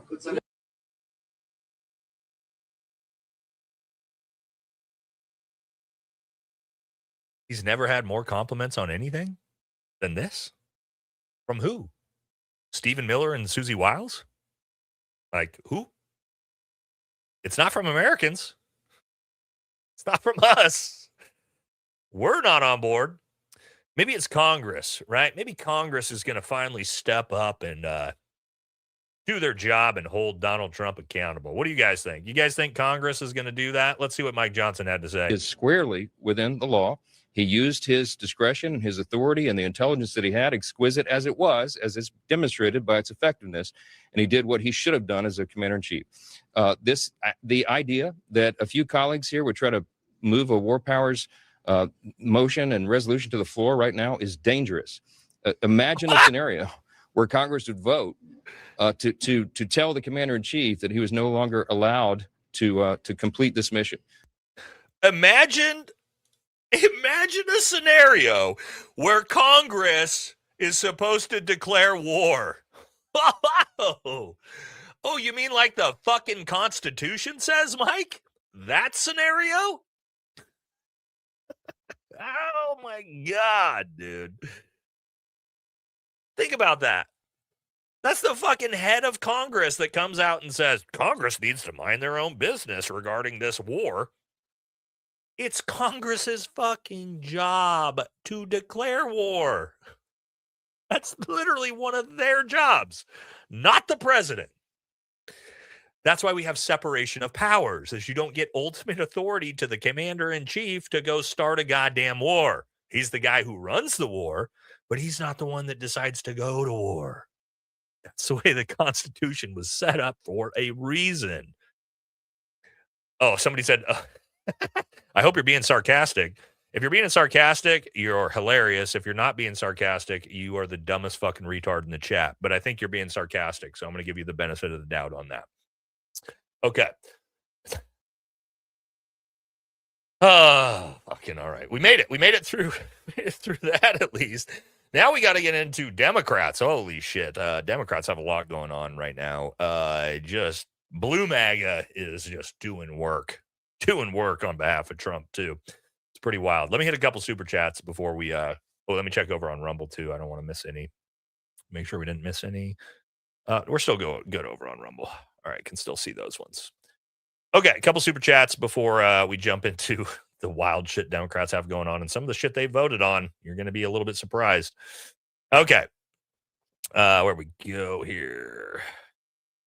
Just Dutch guy says, my little girl's 15. Good luck explaining to me. It's almost legal in Walkway. Much love for the Netherlands. Yeah, mine's 12. So I get it, and I agree with you on that one. Paige, you're dope. Thank you, brother. Bobby says, I guess YouTube doesn't like my comments. I have to be careful with my words. Time for Rumble. Yeah, you do have to be careful on YouTube, man. YouTube, they censor you guys, too. They censor you. It's not just me they censor. They censor you guys pretty hard, too. So you got to be careful with what you type in there. Fuentes is not white. Yes, he is. He's 3/4 white. Okay, that's retarded. Don't say that. Just because he's 1/4 Mexican doesn't mean he's not white. Again, dumb. Fuentes is a surname from a Sephardic Jew converse. No, it's not. It's from Spain. All right, we're moving on. That's just, again, I'm super critical of Nick on a lot of things, but just, you got to do better than that. That's just a dumb comment. That's just not accurate at all. Okay, Bobby says, Jake is a patriot. He's a dickhead who sits in a van is not a patriot. He's a dickhead, sits in a van with a sign that says free candy inside. Yeah, Bobby, we know that now. Fucking creeper. St. Jesus says you better watch out before Jake hits you with that. Yeah, I'm not worried about it, dude. If Jake wants to challenge me to whatever he wants, you want to do jiu-jitsu, boxing, Muay Thai, wrestling, you pick. We'll do it for charity. I'll fly him out here to my combatives gym and fuck him up in real time on camera. No problems with that at all. You guys can clip that and send it to him if you want. Fucking dork. Yeah, not worried about that. Robert says, here in Deep Red, Idaho, the numbers of respected church leaders and MAGA hack culture warriors busted as chomos is mind-boggling. A few classic incels, but most are outwardly MAGA types too. I know there's been a ton of those recently. Christy Noem riding horses. AJ says, riding horses and pilots. It's funny because she did both. Imagine her husband just getting cucked, sitting behind her in that brief as they rail on her for cheating on her husband, and he's sitting right there. Ooh, hotel corner chair shit for real. Jake Lang, bro, kicks like Scott Lang. It's funny. Neil, I like your puppy dog here, Neil. If you think Noam blew budget, I thought you were going to make another blowing joke on the pilot, but okay. Look into how much excess wasted in September and what he wasted it on. Interesting. I'll look that up. Mid-Atlantic says, DJT never seems to know anything when it's exposed. Isn't that interesting? Same as Christy Noem, right? He didn't know about the $220 million until he got caught. Justin says, hey, dude, been a minute since I made it live. Hey, yeah, brother, miss you, man. I love you seeing you with your Jets. Keep up the good work, and can we please try Lindsey Graham for treason and not the... Yeah, I know. God, dude. When you guys see my episode on what Lindsey did recently with Mossad, yeah, it's straight treason. Another Dan Crenshaw without combat experience. All right, last one we're jumping back into. Can you explain the case against Iran? I watched Jake Tapper earlier, and to be honest, made me view them in a little bit better light. They have female STEM grades. I am pro-U.S., but I don't trust the government. Explain the case of the United States against Iran. Yeah, the only case is that it's for Israel. and that we want to destabilize Iran because Israel wants to be the hegemonic superpower of the Middle East, and they're not. Iran is. Iran is the hegemonic superpower of the Middle East currently, and you can see that by the way they're skull fucking both Israel and the United States in a lot of ways. Now, yes, we have a big bombing campaign that's killing shit tons of civilians. I think we've killed close to 2,000 Iranian civilians, but what is that doing? It's not doing anything. Right. If you look at the money we're blowing, the fact that our economy is getting destroyed, like we're not winning. And that's not just my opinion, guys. If you look at my buddy Ben Pappas, who's been on the show, Ben, Lieutenant Colonel from MARSOC, just an entire video on how the U.S. air campaign has completely failed. And he is a fucking super smart guy. So anybody who's not a hardcore simp for MAGA and the presidency is obviously covering this in a actual integrity way through journalism. But yeah, don't watch you can't watch Fox News. That would be my big one. Anybody who's a again, like hardcore MAGA creator or Fox News, you're not going to get anything accurate from them. You don't, and I'm not saying you got to not follow Republicans or not follow Democrats. You can watch everybody but that specific group. That specific group is just basically paid propaganda. It's not going to do you any good. So you can watch other conservatives, you can watch other Republicans, you can watch Democrats, moderates. Do not get any of your information on this through Fox News or CNN. CNN's just as bad right now. CBS is just as bad. Mainstream media, throw it out. They're all on board. There's a lot of good independent creators to watch. Black Scout Survival, good one to watch. You know, a bunch of other channels you can watch. Do not fucking watch MAGA creators on this specifically. If you're a MAGA, that's fine. Not on the war. You're just going to get shelved a bunch of bullshit that's just completely made up and not true. And it's all propaganda. Okay, let's jump into what's going on with Democrats, though, because holy shit. If you guys didn't see, there was a vote that went on the House floor that everybody is shocked by, although they shouldn't. And that is the U.S. House voted 357 to 65. This is a little bit Republicans and Democrats, but it's going to be important when you see the Democrats who voted yes on this. Or blocked it, voted no. U.S. House votes 357 to 65 to block release of congressional sexual misconduct reports. Yes, Congress voted 350-ish to 60 to not release reports of congressmen sexually assaulting their staffers. That's what that bill was about. To not expose congressmen like Tony Gonzalez. Remember Tony Gonzalez, who was running against Brandon Herrera, who had an affair with a staffer and she lit herself on fire and fucking offed herself? They're voting no to not release things like that to the public. And that's a huge number. What you saw there is there's huge bipartisan support to that, Democrat support. You may be shocked to see, and again, this is for women. Women, 98% of this is women that are being sexually assaulted, right, by their male counterparts.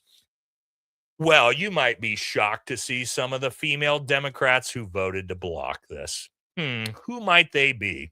Let's take a look together. Let's see if I can zoom in on this. Okay, some big ones here that you can see right out the gate. Oh, Jasmine Crockett voted to block that. Interesting. What's another one?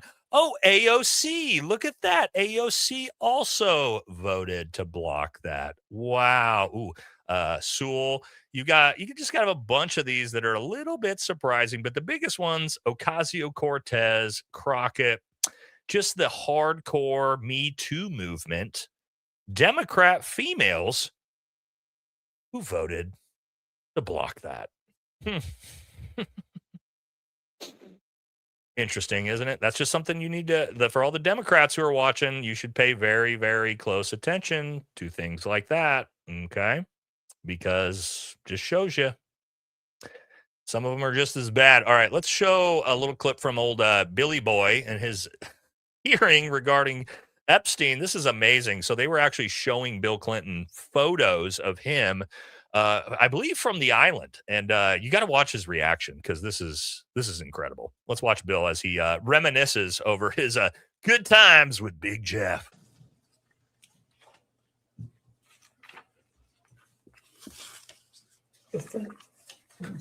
He literally takes it back. Let me look at that again. Look at the smile.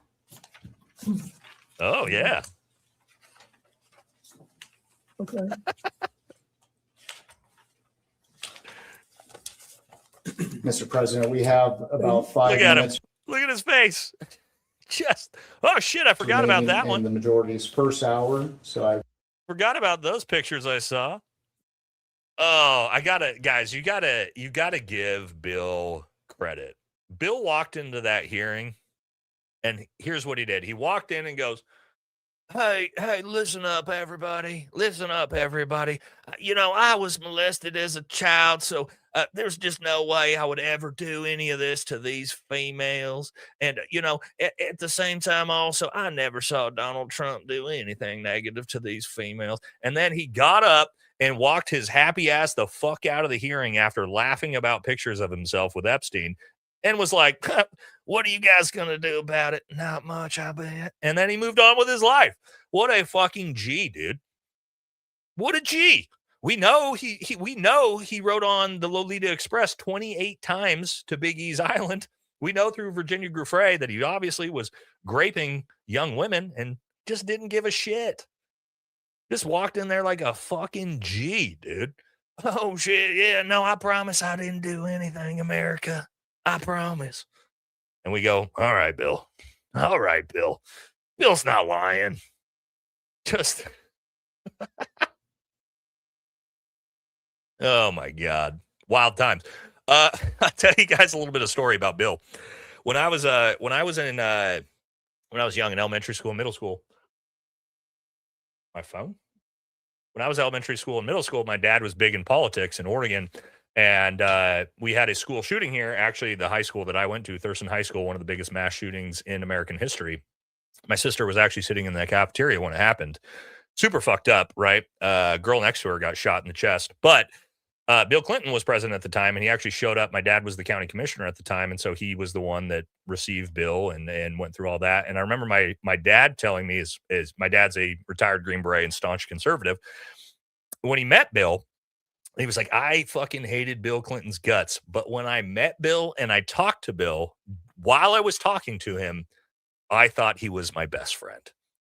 That's just the charisma that old Billy Boy has. So, he's got that soft-spoken Arkansas accent. I promise, America. I promise I wasn't raping any girls, America. Don't worry about it. And it's like, all right. All right. Well, Bill said he didn't do it, so we're moving on with our lives. That's just the way it works. Also, yeah, he's a disgusting piece of shit, but when we're looking at it objectively, but the fact he walked in there and just laughed and just, oh, don't worry about it. I promise I did nothing. And nothing will happen to him. We know nothing will happen to him, right? We all know that. Pretty wild. We showed this one before. This is just I don't know what's going on in this guy's brain. I know he had a stroke, but John Fetterman getting asked about the war. Position on war powers in terms of a ground invasion into Iran. What? No, I'm saying it's like this is. So the U.S. have done more to protect Okay, no answer. who are now stranded abroad. Israel received a warning on Friday before this attack for an authorized departure there, but there are many Americans in other countries now without. Anything else? Senator, okay. Americans have any Just literally answered nothing. It's literally answered nothing. I'm just, well, it's just next. Next. All right. Oh yeah, that's Blue MAGA right there, boys. Blue MAGA. Oh, here's some more Blue MAGA who's trying to distance himself from Blue MAGA. That's old Gavin. Yes, Gavin. Gavin just came out and said he compared our greatest ally to an apartheid state and said America should reconsider its support. Now, that's interesting because this same guy just went on Ben Shapiro's podcast and said himself that Gaza was not a genocide. And he also wants to continue funding the IDF. So I'm a little bit confused. It's just pandering Gav, right? He'll just say whatever the fuck to try to get elected. Now, I want to show you guys this because this shows you that it's the same. Blue MAGA, red MAGA, it's all the same. A little clip from The View as they attack Megyn Kelly. But what do you think they're attacking her for? Conservatism? For her takes of being anti-war? Because she actually is hardcore anti-war, surprisingly. Let's see what they had to say. If I could just say this. Number one, Megyn Kelly's clip that we ran before saying who those troops died for. How dare you, Megyn Kelly? Megyn Kelly said those troops died for Israel, by the way. How dare you tell a military person who has sacrificed their lives for our nation in our uniform, when they are sacrificing their lives in our uniform, how dare you tell them or their families or our nation what they died for? Oh, you better be careful. She'll come right back at you. This is The View. Why is The View shilling for the war in Iran? She has what point? Well, she has, whoa. She has what point? What? You what, mate? Why is The View shilling for the war in Iran? Doesn't that seem bizarre to you guys? That seems odd. Doesn't it? But it shouldn't, because that's Blue MAGA. That's the way it works. It's just the, yeah, again. Also, man, ooh, this one's going to be rough, guys, for all the Democrats in the chat. Somebody we've been pretty supportive of. It's not going to be Graham Plattner, by the way. We actually still very supportive of Graham. One of the other Democrats we've been very, very supportive on the show, just based off of his takes. I don't know him personally. Mr. Tallarico has had 2 really big fuck-ups recently. Let's see what he had to say here. Love that's not family or friends. I love, I'm just saying this because it's on my mind, the trans children who showed up yesterday at the state capitol to advocate for their humanity. They shouldn't have to, but it was an inspiration to watch. You got to ask, the question was, what do you love? That's all she asked. What do you love? James Calorico says, I love trans children. James Talarico also came out about 2 weeks ago and said that he still supports funding the IDF. So for everybody who is a Talarico fan, we actually were. You get fooled. I rescind all support from James Talarico. I hope to God that he doesn't win. I hope that he has no fucking chance of ever seeing any seat in politics for the recent things that he's said. He is hardcore pro Our Greatest Ally. He wants to continue funding them so that they can continue a genocide in the Middle East. And he says the thing he loves most is trans children. So rescinding all nice things we've ever said about James Talarico on this channel. Sorry if you like him, and you're a Democrat, but that's fucking gross. All those things he's been saying recently. Boom, boom, boom, boom, boom. Sorry, bud. You are done. Luckily, we still have Graham. Still have Graham out there crushing it, because here's another one you got to watch. It's New York. Stand by. You guys are going to laugh your fucking asses off, because Democrats trying to talk about firearms. I don't know why they do it, but here we go. Our buddy Jimmy Watson posted this. Yes, New York's governor, Kathy Hochul, said that, I'll let her say it out loud, then we'll talk about it. No longer sell handguns that can be converted into semi-automatic machines able to fire 1,200 rounds a minute. Not here, not in New York. Damn, guys, you hear that? I guess we can't buy A-10 Warthogs anymore. Oh man, I was about to. No. You'll no longer sell handguns. Okay, so New York's governor said, we will no longer sell handguns that are semi-automatic that can shoot 1,200 rounds per second. All right. So those of you who aren't firearms guys or gals in the channel, you probably won't get it. For those of us who are, you're going to see everybody laughing their fucking asses off. First of all, pretty much every handgun is a semi-automatic. Semi-automatic means each time I pull the trigger, it fires. Fully automatic, wah, that's a machine gun. But then she also says a pistol, a semi-automatic pistol that can shoot 1,200 rounds a second. Could you imagine? First of all, A typical magazine. Let's see if I think I have one right here.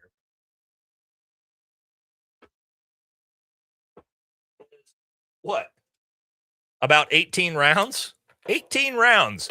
So could you imagine shooting 1,200 rounds with a semi-automatic pistol in 60 seconds while also changing out, what's the math on that? About 67 magazines?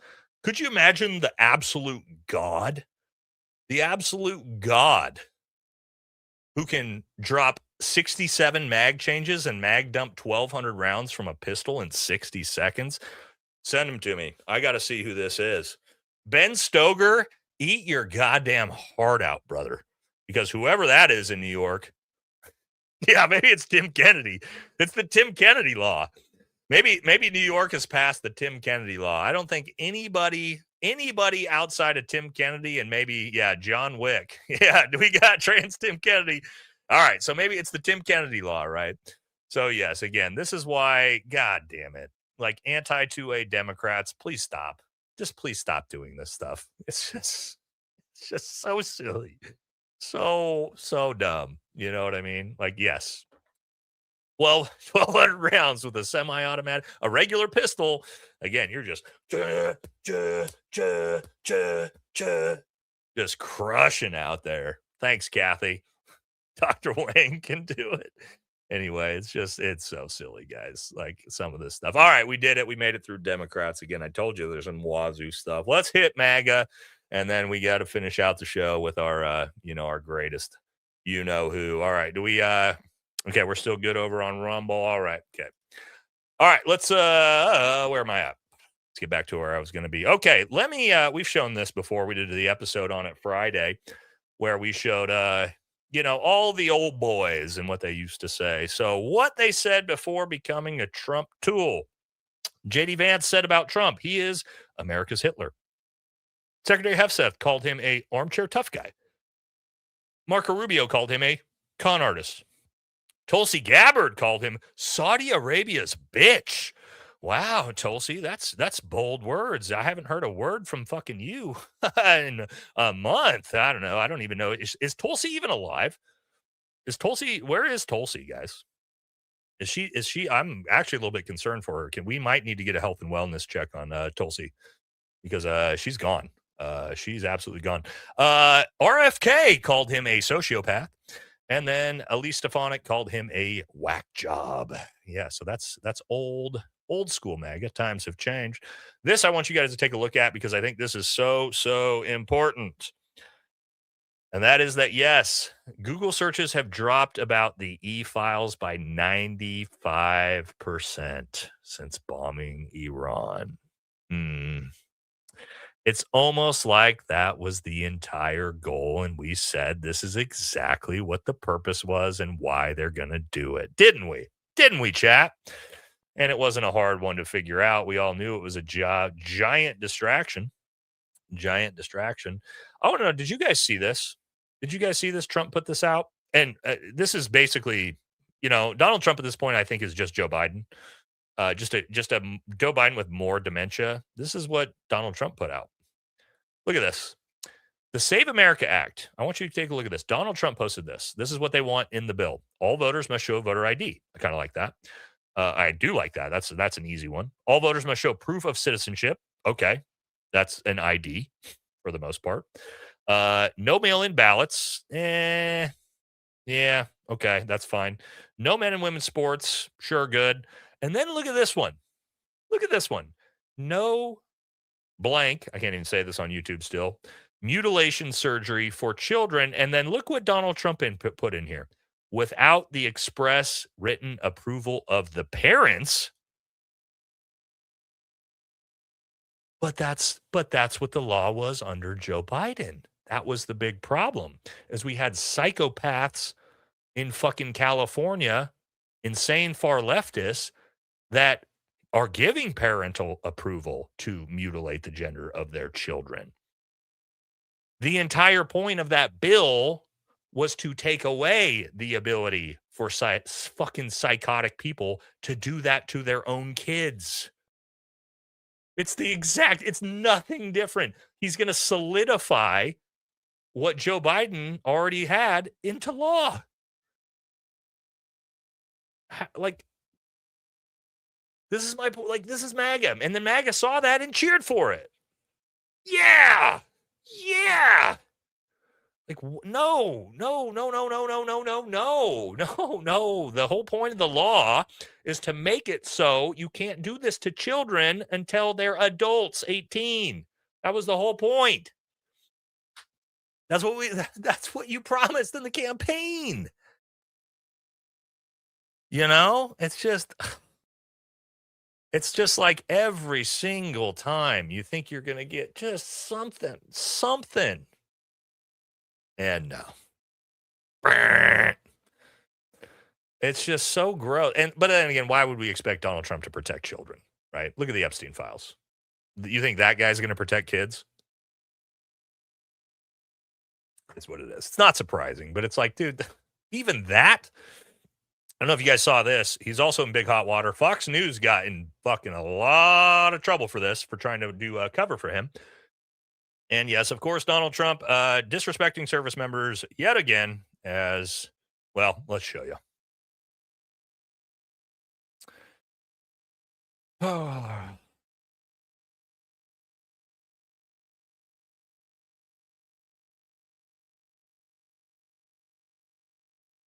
And there he is. There he is. See the fucking baseball hat he has on? A $57 merch hat from his store. Yeah, just wearing a MAGA hat as he receives dead soldiers. Not J.D. Vance. You got the rest of the administration. Not Pete Hegseth. Not literally everyone else in the administration. They are all respecting our soldiers. Not Trump. Not Trump. But you know what happened? Fox News, yeah, they didn't cover this very well. Of yesterday's dignified transfer, we inadvertently aired video from an older dignified transfer instead of the ceremony that took place yesterday. We deeply regret the error and extend our respect and condolences to the service members' families. We honor the sacrifice of those 6 American heroes. They are Captain Cody Cork, Sergeant First Class Nicole. So what he's apologizing for is what Fox News decided to do was, rather than just air the clip as it was, you know what they did? They decided to air an old clip from his first administration when he was receiving a dead soldier, where he was actually dressed correctly, instead of actually just the video. Then they got popped for it, and they had to come out and apologize, which I find incredibly offensive as a veteran, and I'm sure many of you do as well. You know, a couple things. Hold on. Where's my image I need to find here? I think was it this one? Oh, here we go. Now, this is a little bit of an AI image on the left here, but it was so wild. Did you guys see photos of Melania? Melania was like 6'5". I kind of feel like that's like a fake Melania. We got like tall Melania out there. Why is Melania like, yeah, I get it. Why is Melania, and I had a better one of Melania she was like super, super fucking tall, standing there. I'm trying to find it. I wanted to show you guys. Oh, here it is. Look at this. Look at this thing, dude. She is like 6'7". If Donald Trump is 6'3", I don't know what the hell is going on with Melania here. But look at this. Look how fucking tall look how big she is, dude. What? Who is that? Who is this? I got to scroll out a little bit. Who is this? She's giant, dude. Heels. Donald Trump is supposedly 6'3". If Donald Trump is 6'3", she's 6'6" right here. High heels? How tall do you think she is? Does she have she has 10-inch heels on? Actually, I've seen the picture. She's got about like 3-inch heels on in that photo. If you actually zoom out, there is photos of it. Also, the joke is that Donald Trump's about 5'11". It's not a joke. He is about 5'11", right? And you can tell if you see him next to J.D. Vance, who's actually 6'3", he's about 5 inches shorter than J.D. Vance. But I mean, that's just more lies. Also, speaking of JD Vance, guys, where has he been? Right? I haven't seen fucking JD Vance anywhere in weeks. JD, where you at, buddy? Remember anti-war JD? Yeah, JD Vance has not issued a public statement on the president's intervention in Iraq since it began 3 days ago, and he still has not. This was about a week ago. He is fucking gone. JD is hiding. You know why JD's hiding? We all know why JD's hiding, right? We know why JD's hiding. It's because JD thinks he's going to not tie himself to this war. JD thinks he's going to be the next president. Well, and JD can't be tied to the most unpopular war in American history, can he? So JD thinks, oh, if I just hide away and don't say anything, people will forget. No, JD. Nobody forgets. People don't forget, as the Superbad clip will tell you. But yeah, it is what it is. Oh, also, just more things, right? More things for Republicans. Hey, this is what I voted for. Remember the Biden auto pen scandal? Oh, remember that? Okay, here we go. Well, it turns out the people who operated the auto pen did so. This is from Trump. The people who operated the auto pen did so illegally. Every one of them should be arrested for what they did to our country. Donald Trump. And what happened as of last week? The Department of Justice quietly closes the Biden auto pen probe after failing to find any crime.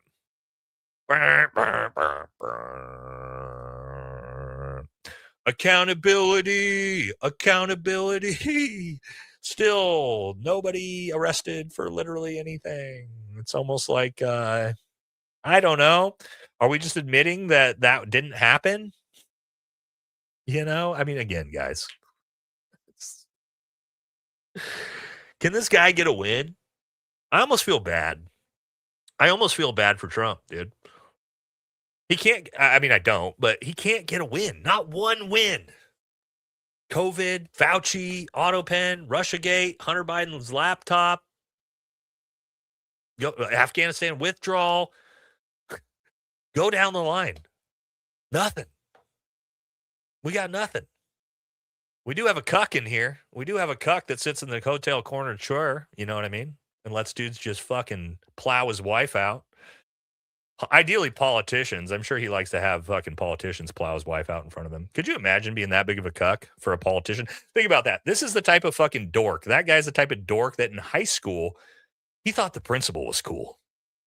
That's the type of dork we got in the chat right there.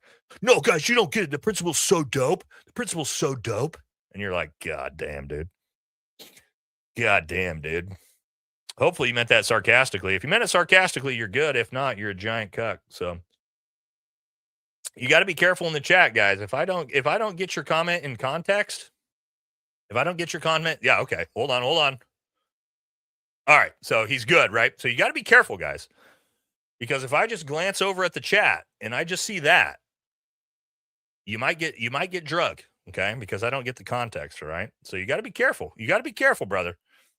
If I just see you're still winning, I'm going to assume you're a MAGA dipshit, all right? So again, you're good to go now, but you got to be careful, guys. You guys know how it is on this chat, right? If Nate just like peeks over at the comment section and sees something crazy, now again, I'll always make sure, I'll always double check to see what you respond. And if I realize that, you were making a joke, then we're good. You were good. But you got to know, brother, there's a lot of crazies in here that actually mean that shit. So you got to be careful around here. No harm, no foul, right? We'll also say my bad if we dog you too hard and you didn't mean what you said. All right.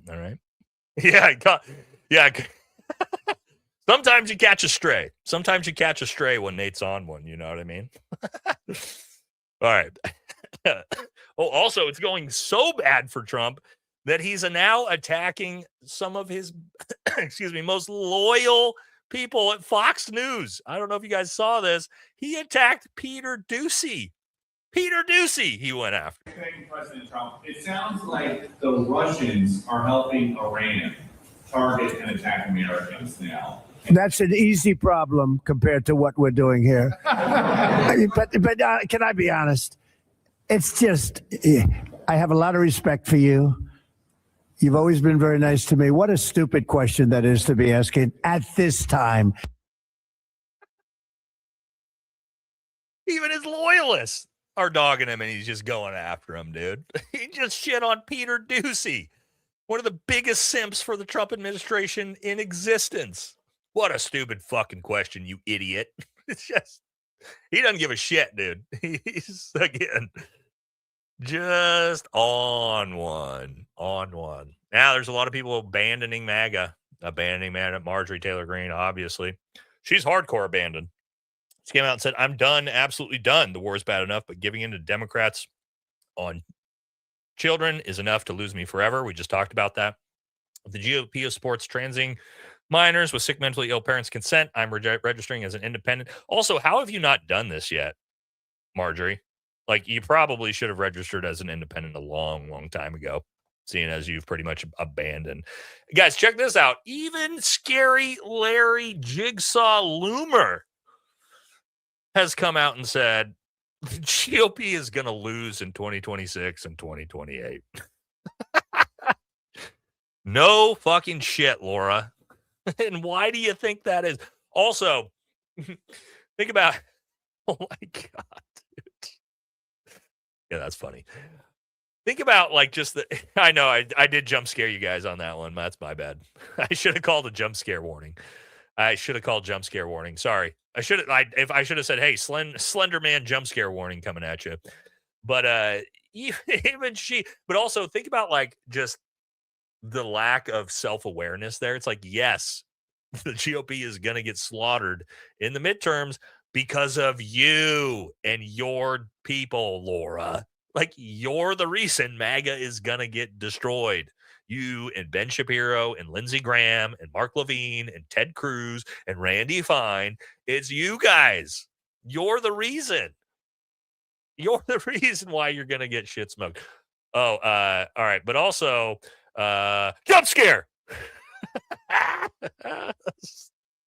There's a real jump scare. Yeah, see, I set your asses up for that. I got you all comfortable thinking there was no more real jump scare coming. And again, guess what happened? Then I really fucking jump scared your asses, didn't I? See how I set you all up for that? See how I set you all up for that one? Yeah, you weren't ready for that, were you? Yeah, yep. I'm clever sometimes the way I set these up, man. That's right. That's fucking right, boys. Sometimes I just set it up. Okay, another one. Just failing. Did you remember this lady we've made fun of for being just a psychotic fucking nut job? She's the one that does the videos where she like shoots illegal immigrants in the back of the head and says we got to deport all the Muslims. Turns out, look at how bad she got blown out. She got absolutely destroyed in her election. Wasn't even close. Look at this. 8% of the votes in Texas. Yeah, she got fucking destroyed. What's her name? Valentina Gomez or something like that. Okay, also, let's keep moving through MAGA. MAGA's funny tonight. We got a lot of funny ones. Here's a meme right here. If you haven't seen, Matt Walsh has been going hard against the war in Iran, and here is a meme about Matt Walsh. Matt Walsh tweeting about the Iran war from the Daily Wire headquarters as the Daily Wire absolutely shits on him. I still think Matt Walsh is complete, controlled opposition, but I'll give him credit. He has been going in anti-war. I don't know how long that's going to last or, how long Ben Shapiro is going to allow him to do it. I'll give him credit. I would love to. Honestly, look, guys, we give Matt Walsh a ton of shit on this channel, but I would love to see Matt Walsh actually leave the Daily Wire and just be an independent just do independent media and just speak for himself. Because I think he is pretty talented at social media, and I really don't dislike Matt Walsh. I just wish that he would fucking abandon ship. And I think he's like heavily under contract is the big problem.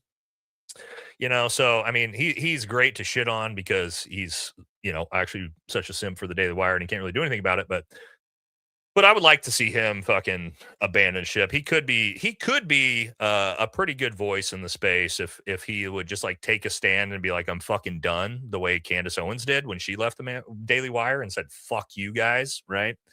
But I don't know. I don't know if he can do it. Yeah, like Brett Cooper too. Brett Cooper and Candace Owens both abandoned, and they're doing awesome. So I'd like to see Matt Walsh do that. We give him a hard time on the channel. You guys know that. We make fun of him, but I would like to see him leave, and I think he could be a pretty good voice in the space if he would ever do it, but we'll see if he ever does it. Where was I at here? Oh,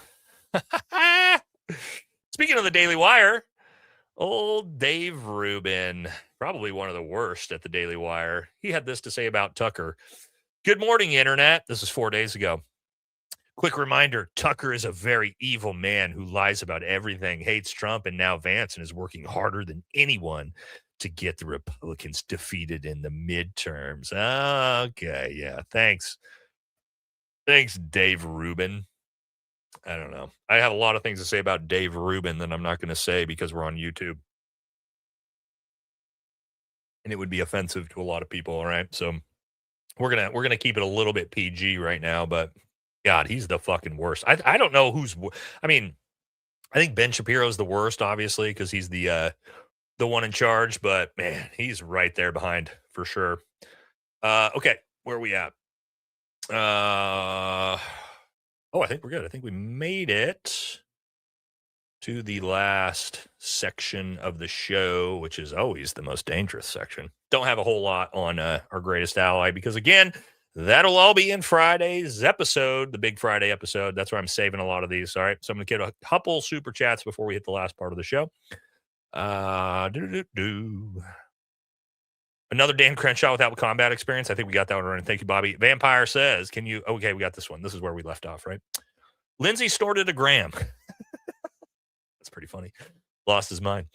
Dax says, hey, Nate, I was checking the merch shop, and I'd really like some America First stickers and moral patches if that's possible. Yes, we meant to get those done, and then I got sidetracked. We also, guys, we have a new logo that we're going to be doing some merch for. Do you guys want to see it? Jared, JT made it for me, too. Why is this all blue? I don't want blue. The hell? Oh, something's going on here.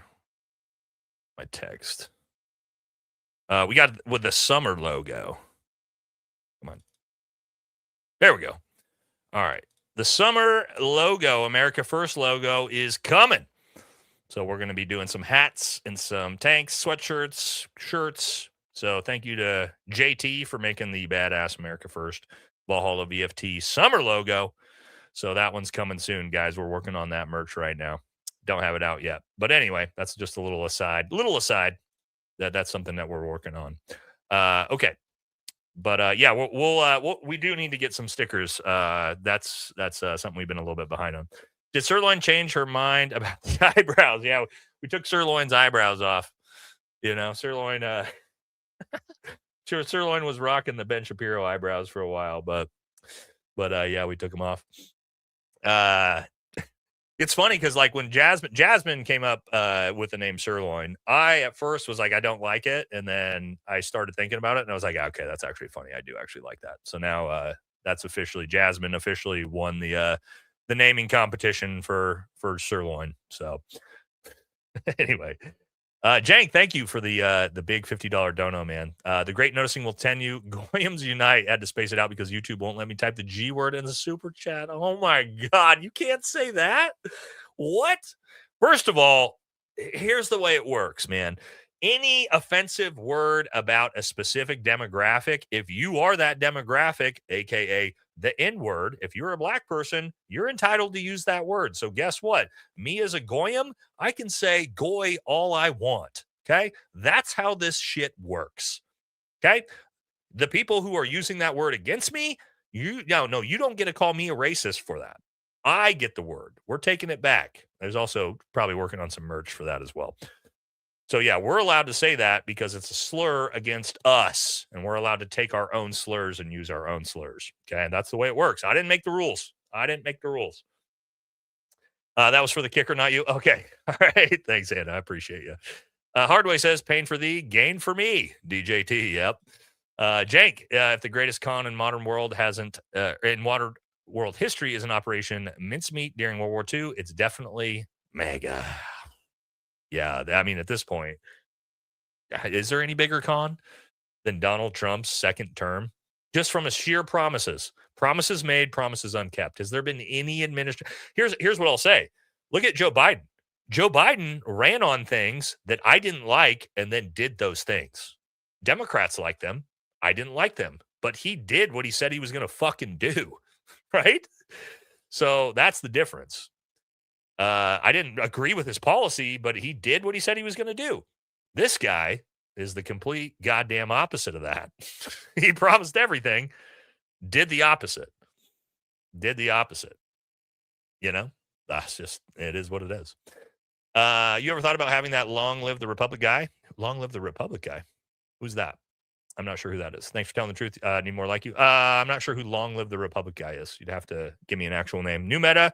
Kenyan princes wear a Trump wig and ask for money, dude. No, it's Nigerian princes, right? Nigerian princes. Those are the ones that send the, isn't that right? It's Nigerian prince. Isn't that the one that send the old people the scam stuff? I thought it was Nigerian princes. Maybe I'm wrong. Nate McNasty says military officials reporting that they're having problems getting soldiers to train for potential invasion, and they won't stop shouting for Epstein as their battle cry. Did you guys see my meme? When did I show it? It was Aragorn from the Lord of the Rings, the very final scene. I'm sure those of you that are Lord of the Rings fans already know what I'm talking about. When they're at the Black Gates and Aragorn turns back around and says, "For Frodo," and somebody redid the meme. And it said U.S. soldiers at the top, and below it says for Epstein. It's like, yeah, pretty much. That's pretty much it. Nate on point as usual, brother. Thank you, Mark. Appreciate you always being here, brother. All right, a couple more, then we'll jump back into it. Matthew says, was a huge MAGA supporter. That should change when Charlie was murdered. I hate all government. They work for the same people. Blows my mind how ignorant I was. Man, you can't feel bad about that. I used to be a hardcore Republican, dude. Hardcore Republican. I wasn't MAGA because I was like before that, but yeah, I mean, I've come a long way too, man. And that's what it's all about. Doesn't matter where you started. The type of person who is paying attention and can be like, hey, this is fucking bad, I no longer support that. That's people I respect on either side. On either side. You know what I mean? That's why you'll see Democrats do this all the time, where they're like you'll see a video of someone who's like hardcore MAGA that's now against Trump, and they'll be like, well, we told you should have known beforehand. And it's like, dude, shut the fuck up. Shut the fuck up. It's what matters is people are paying attention and they're going, okay, this is bad. Now I'm not going to support this anymore. That's what's important in my opinion. All right. Don't forget to recycle your plastic bottles to offset those burning oil refineries. Remember that? Remember climate change? Guys, you remember global warming and climate change? Where did that go? We're just not considered about it as we're lighting oil fields on fire. Just pumping 1,000 times more emissions into the air than we've done in the last 10 years. Nobody cares anymore, right? Remember climate change? You guys remember climate change? Oh, shit. I mean, it's probably still there, but we sure as shit don't care about it anymore. Nobody's talking about it anymore. Oh, well. Fuck it, dude. Oh, it's crazy out here. Great comment, though. AJ says Trump needs to let Graham loose all his money and those calls he bought for defense contractors. He needs to be in prison, bro. When you see this episode I'm doing and the shit he did recently with Mossad, he needs to be in prison. Didi says if you wanted to leave the U.S. weakened and unable to pursue you, it seems like a pretty good strat. Expend stockpiles, flee to our ally, and have nukes protect you. Yeah. Carrots the long way. Fucking dead. All right. Let's jump back into this thing. Okay, I want to show this clip because I think this clip's really good. Again, we disagree with Nick Fuentes on a lot of things, but when it comes to Iran, this dude's just been spot on for way longer than about anybody but me. I've been pretty spot on this as well. I've been calling this out for a long time too, but he's usually really, really spot on with this. And here's another good clip talking about it. Let's pull this up. There we go. They want to be ready and prepared for a war that goes on until September at least. September. So many people have pointed out, you remember how during the pandemic, when all that stuff started and they locked down the country, they said it's only going to be 4 weeks. It's only going to be 4 weeks to slow the spread. Remember this? Yeah. And then 4 weeks later, what did they say? Well, it's going to be 8 weeks to slow the spread. And then the 8 weeks passed, and then it was, well, we'll let you know later. And it dragged on for years. That was in 2020 under President Trump. It was under Kind Trump. of getting the same feeling here. Because on Friday of last week, they said the operation might go 4 days. That's what the New York Times reported, that they had prepared for a 4-day conflict. Friday, Saturday, Sunday, Monday, maybe until Tuesday. And then very quickly that turned into 4 weeks. They said maybe the war might go on 4 weeks. Then it was changed to maybe the war will go on for months, indefinitely. And now at the minimum, they say they're planning for a war that will go until September. September, yep. You ready for that? That's what they're doing. He's not wrong. As long as it takes, stay the course. You guys remember those? What does that sound like? Who said stuff like that? Donald Rumsfeld, George Bush, Dick Cheney. Remember that in 2003? Just 6 weeks, quick invasion, in and out. You remember that? Yeah. Or, hey, remember Ukraine, Russia? Special military operation, real quick. 5 years later, here we are. It just turns out that these massive wars just have a way of just getting away from us. You know what I mean? It's almost like it's just not that easy to regime change a country that is the hegemonic superpower of the Middle East with 100 million fucking people in it. Oh, who'd have thought that? Crazy. Ask any fucking global war and terror veteran ever, and they probably could have told you that. Isn't that crazy? Yeah. I already did this one. Yep. Quick adventure, in and out, 20 minutes, baby. We use this on one of our videos, on one of our intros. What video was that we did the Rick and Morty intro? Maybe I could look it up real quick. I use that on my own channel. Let's see here. Let's see if I can do this real quick. I don't want to waste too much time on it though. It was somewhat recently. Anybody remember what video that was that I did you guys probably don't remember. I should know my own shit better than anybody else.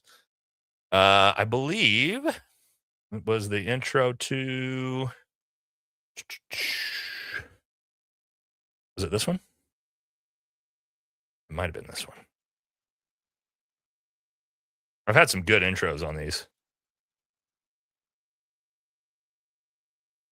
Oh God, these intros are all ridiculous. I don't remember which one it was. I thought it was that one.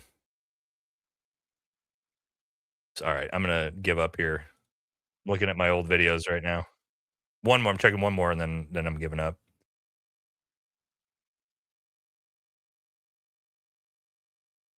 All right, I want to just show you these because they're all actually good. All of these intros are just fucking right on the money. President will start a war with Iran because he has absolutely no ability to negotiate. He's weak and he's ineffective. Wow, but I'm sure. Okay, there's one. What's the other one? You're not going to have a war with me, and you're not going to have a third world war with me. That I can tell you. A few moments later. The lives of courageous American heroes may be lost, and we may have casualties. That often happens in war. It's just, oh my God, dude. Like, just listening to this guy. Oh, fuck me. You know, it is what it is. Okay. Man, do I want to show these? Okay, I'm not going to show that one. We got to be careful here, right? Because we're still on YouTube. Okay, this, do we want to show this one? It's all over Twitter, so I feel like we can show this one. All right, let's watch this one. No, I can't show this one. Oh, shit. You guys have probably seen that. Sorry. Just these. I'm just not taking the chance on YouTube anymore. Okay, let's start with this one instead. We'll show all these that I was talking about Friday. Dan Blazarian responds to Donald Trump. Donald Trump says, remember that? I predicted a long time ago that President Obama will attack Iran because of his inability to negotiate properly. - not skilled. Dan Blazarian responds, this you dipshit. It's like, yeah, there it is. This is probably the best story I've ever seen in my life. If you guys didn't see this, this has been going viral. So you know the 7K Club, right? 7K Club. We call it the 7K Club because they're getting $7,000 a post. Turns out, you can't make this up. Our greatest ally government is facing lawsuits after failing to pay influencers for pro-government propaganda posts. Look at this, dude. This is real. Lawsuits for millions. All of these 7K Club members who were promised fucking money to shill for our greatest ally, they didn't even pay them. They didn't even pay them. It's like the stereotype is just... Officer Tatum, what happened? Oh, no. Oh, Tatum, no, dude. Oh, buddy. Imagine doing all that simping, Tatum, and you didn't even get paid. Oh, shit, dude. Oh. Fuck, dude. That's brutal. That is brutal. Could you imagine? Oh, they didn't even get paid for it. Oh, my gosh. Speaking of which, let's we got him right here. What is old Tatum up to? Let's find out. I don't even remember what this clip is, but I put it in here for a reason. Be the stupidest person in the world to think that the Jewish people who were on the land that got dispersed and came back to the land somehow just lost their DNA. What the are you talking about, fool? Abram's descendants are the ones who have the right to have this land, correct? Yes. Okay. Every time these fake Christians and these Jew-hating nut jobs go to try to challenge the birthright and the promises that God made, they never use biblical scripture. So, biblical scripture, even in my debate with Matt Tardio, he wouldn't even say that they have genetic birthright to the land. Could you imagine just pretending that history doesn't exist? Israelis have birthright to the land? What? Who was in the land first? Oh, that's right. Who was in the land 4,000 years before? David? Oh, that's right. Who was it, chat? Who was in the land 4,000 years before God sent David to conquer it? Do you guys know? You guys know? Well, this is the descendants. It's the descendants, but if you actually read scripture and you know history, it's not. No, it was not the descendants of David who were there first. Yes, here's an actual historian. It was the Canaanites and the Philistines who actually the Palestinians have genetic lineage to. Oh, again. Yeah, there it is. This is just how it actually works. But this is why you don't want to listen to Officer Tatum or, well, literally anything. Could you imagine? Could you, like, hold on a second. Who is actually watching Officer Tatum? Like, legitimate, like, but to do it seriously. Like, they sit down, they go to Officer Tatum's channel, they open up a video, and they, like, watch it and enjoy it. Who is that demographic in America? Please tell me, chat. He's fucking dumb as fuck. And I don't mean that because he's got bad takes. He's objectively a fucking moron. Objectively a fucking moron. His IQ is extremely low. If you listen to him talk, he can barely speak. Who is watching this guy and taking him seriously, dude? Oh my God. Could you imagine sitting down and watching a 15-minute video of Officer Tatum? Clip this and send it to him. That fucking dork. Do you guys remember when Officer Tatum tried to comment on one of my Charlie Kirk ballistic 30-06 videos? And then I told it, why are you doing this? And I told him, hey, Tatum, you want to have me on your show and we can have a little bit of debate about ballistics, then feel free. And that motherfucker went silent and never responded again. Tatum, I remember when you talk shit and I said, let's talk about it live on your stream. And then you cowered out like a little punk bitch because you don't know fucking jack shit about anything that I do. I remember that. Tatum. People don't forget. You fucking pussy. You fat fucking bitch. Sorry. I don't mean to offend anybody that's overweight. It's just objectively, he's a fat slob. So there's that. Anyway, Yeah, maybe it's cucks that watch him. Could be. Okay. So again, hey, woof, we're getting a little out of control, all right? Let's bring it back together. Let's bring it back together, everybody. Nate's starting to spiral. We don't want to spiral too hard. We don't want to spiral too hard, okay? I don't want to get myself in trouble. I don't want to make people upset.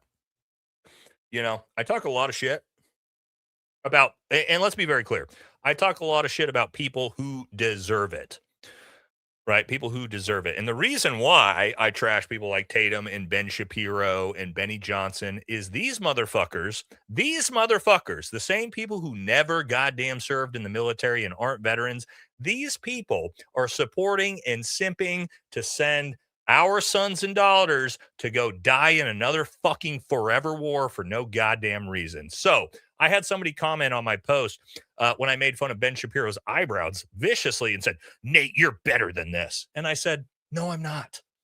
No, I'm not better than this. This is what Nate does. Nate fucking trashes little pussy bitches like Officer Tatum and Ben Shapiro and Benny Johnson who simp for a fucking foreign war that they never go fucking fight themselves. That's why I do what I do. Okay? So anyway, little bit of a rant, but you notice I don't ever talk trash about fucking anybody that's a high quality individual ever. It's only fucking these loser dorks that are simping for this shit, right? I'm super kind and super nice to everyone else. It's just these fucking pieces of shit that want to fuck our country over. And so I don't have a problem doing it because somebody should, because they've been just like, there's just been two, and I'm not the only one. We got Dan from Heavy Duty Country over there just hammering motherfuckers. Jack from Black Scout Survival. A lot of us are doing it now. And it's for a reason, right? It's for a reason. And that's why we do it. We don't go after anybody that's a good person, in my opinion, ever. Ever, you know? So anyway, guys, that was a little bit of a rant to finish the show off. Right. So we're going to hit the super chats to finish this off. Also, again, a lot of stuff we didn't cover tonight that we're going to be covering Friday because I wanted to do it with Anthony Aguilar. Might have another guest on too. Not sure yet. But we should have a very, very interesting conversation on Friday about really the war, right? And coming from two Green Berets sitting down and talking about like, you know, what's the strategic implications of this and like really deep diving it from that end. It's not just going to be a surface level thing. So should be a good conversation. Okay. Now let's I had a couple on Rumble I don't want to miss, right? Don't want to miss these ones on Rumble before. Let's hit these ones before we finish the rest of the super chats. Had a big $100 donor over on Rumble from Twisp, who says, Nate still sound like Smedley Butler, who led the Marines in combat for 34 years, earning the Medal of Honor twice. Yeah, and he actually did he turn 2 Medal of Honors down as well on top of the 2 that he has? Quote, the only time we should go to war is defense of our homes and the Bill of Rights. Yes, absolute fucking legend. And then we got Twisp again. Thank you, brother. Super generous of you tonight. This is my previous post, character restricted. Also, wouldn't go on YouTube, Nate. I salute you. Bravo Zulu Semper Fi. Thank you, brother. I appreciate you. Appreciate you, man. Okay, I think we're good, right? We got them all over there. Let's head back. All right, we are going to do the rest of the super chats. For everybody who is just tuned in to the regular portion of the show, we are now complete. All right, and again, we'll be back with a really cool episode Friday. Also, be on the lookout for that Vet Bro drama episode between Jared Taylor and a but a combat controller. I don't even know what's really going on, but the drama is huge in the Vet Bro world. I'm a little bit outside of the Vet Bro drama now, but I figured, fuck it. They want to come on my show, hash it out to two special operators just fucking dragging on each other. I'll do that. I'll moderate that. So, but anyway, appreciate everybody being here. Let's hit the super chats. Let's get through this, and then we'll get ourselves out of here on this lovely Tuesday night. So thank you for everybody that's been here. Thank you to everybody over on Rumble. I know we had, it looked like maybe a couple thousand over there and then about 5,000-6,000 over here. So pretty good show tonight. So thank you very much. Okay, let's jump into it. Let's hit it. Let's keep moving. Knock the rest of them out. All right. Carrots the long. Oh, we got this one already. Have you heard anything about U.S. troops being taken prisoner? There is Jill Stein. You guys know Jill Stein put out a post that everyone in Delta Force got captured. 187 Delta Force operators got captured. Please don't. When you guys see those, okay, is there probably a few more service members killed than we realize? Yes, but when you see people saying that 187 Delta Force operators got taken prisoner, please don't believe that. Okay, that's yeah. Jill Stein said that. I wonder if I can pull up her post. Was it on Instagram? Jill Stein. Let's see if I can find her. Dr. Jill Stein. Did she post this on Instagram? I think she did, didn't she? Maybe she deleted it. I think she may have deleted it already. Yeah, that was a rough one. I think she deleted it as far as I could see. I saw it earlier. Dr. Jill Stein, she's like runs for president in the Green Party every election. But no, if you see reporting that 187 Delta Force operators got taken hostage, then please don't take that serious. Okay, let's keep moving. Idiot Carrot, watch the Atroic episode on oil. China has stockpiled millions of oil, but will still buy supplies from everyone. Yeah, I saw that. Also, there's no need to buy oil from Russia. The only winner is Russia. Yeah, Russia's crushing, dude. Russia is absolutely crushing right now because of this. Especially if they end the war with Ukraine. Oof.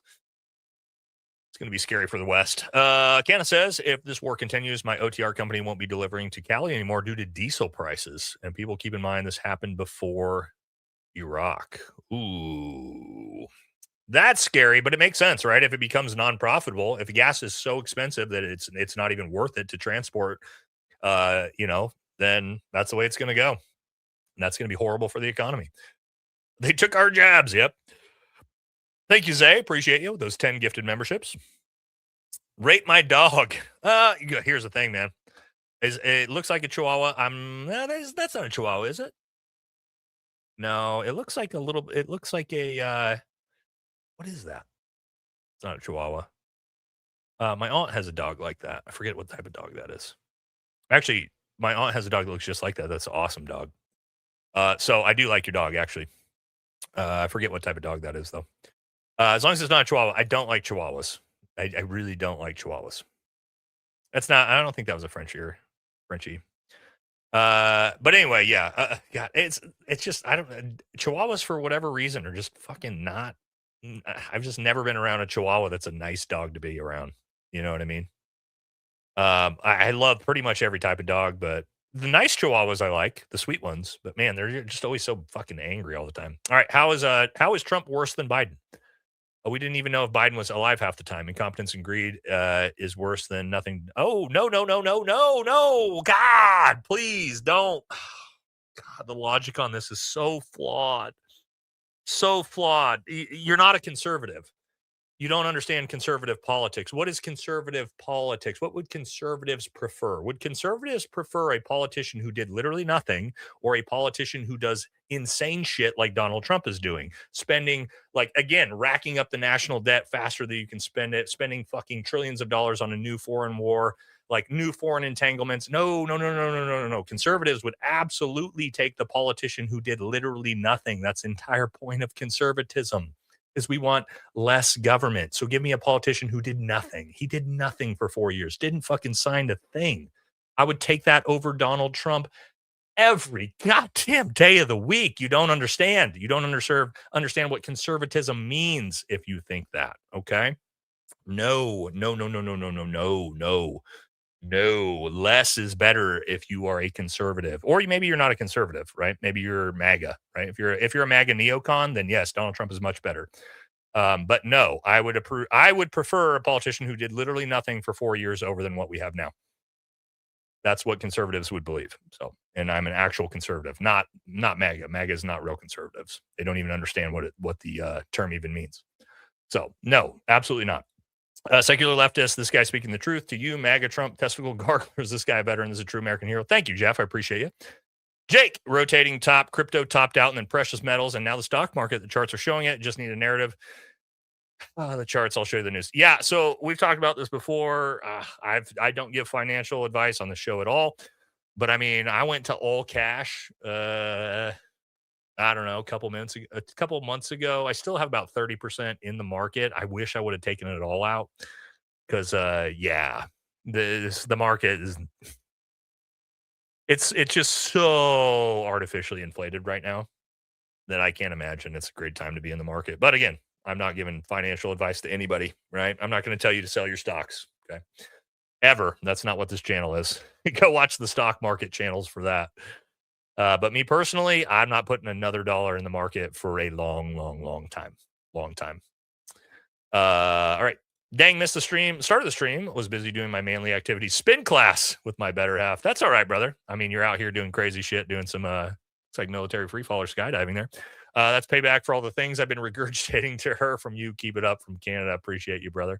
There's nothing wrong with spin class, man. I literally was just on the what's the bike? I use the I forget. I'm brain farting. Not the regular bike, but the bike with the handles. God, why am I brain farting on that so hard? No, not the Peloton. It's with the big wind thing on it, right in the front. Airdyne, is that what they're called? No, that's not what they're called, is it? It's probably called an Airdyne. No, not elliptical. It's the bike. It's the bike with the giant wind fan at the front. Aerodyne, is that what they're called? Assault bike. There we go. That's what we call it in the military. Assault bike. Assault bike. I love the assault bike. Maybe is that an Aerodyne? Is that what the official name for it is? Is it an Aerodyne?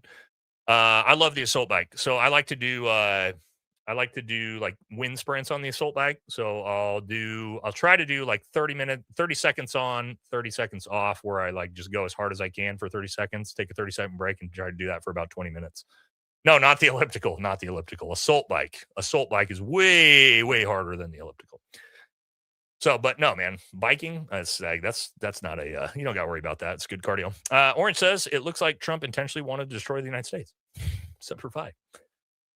It's hard. I don't know if it's wanting to destroy the U.S., but it's most certainly to benefit a country that's not the United States. And we all know who that is. Bobby says, we're getting slammed down here in the Gulf Coast with work from our from our refineries.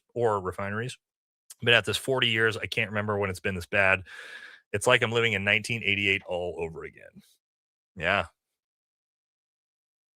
Well, again, yeah.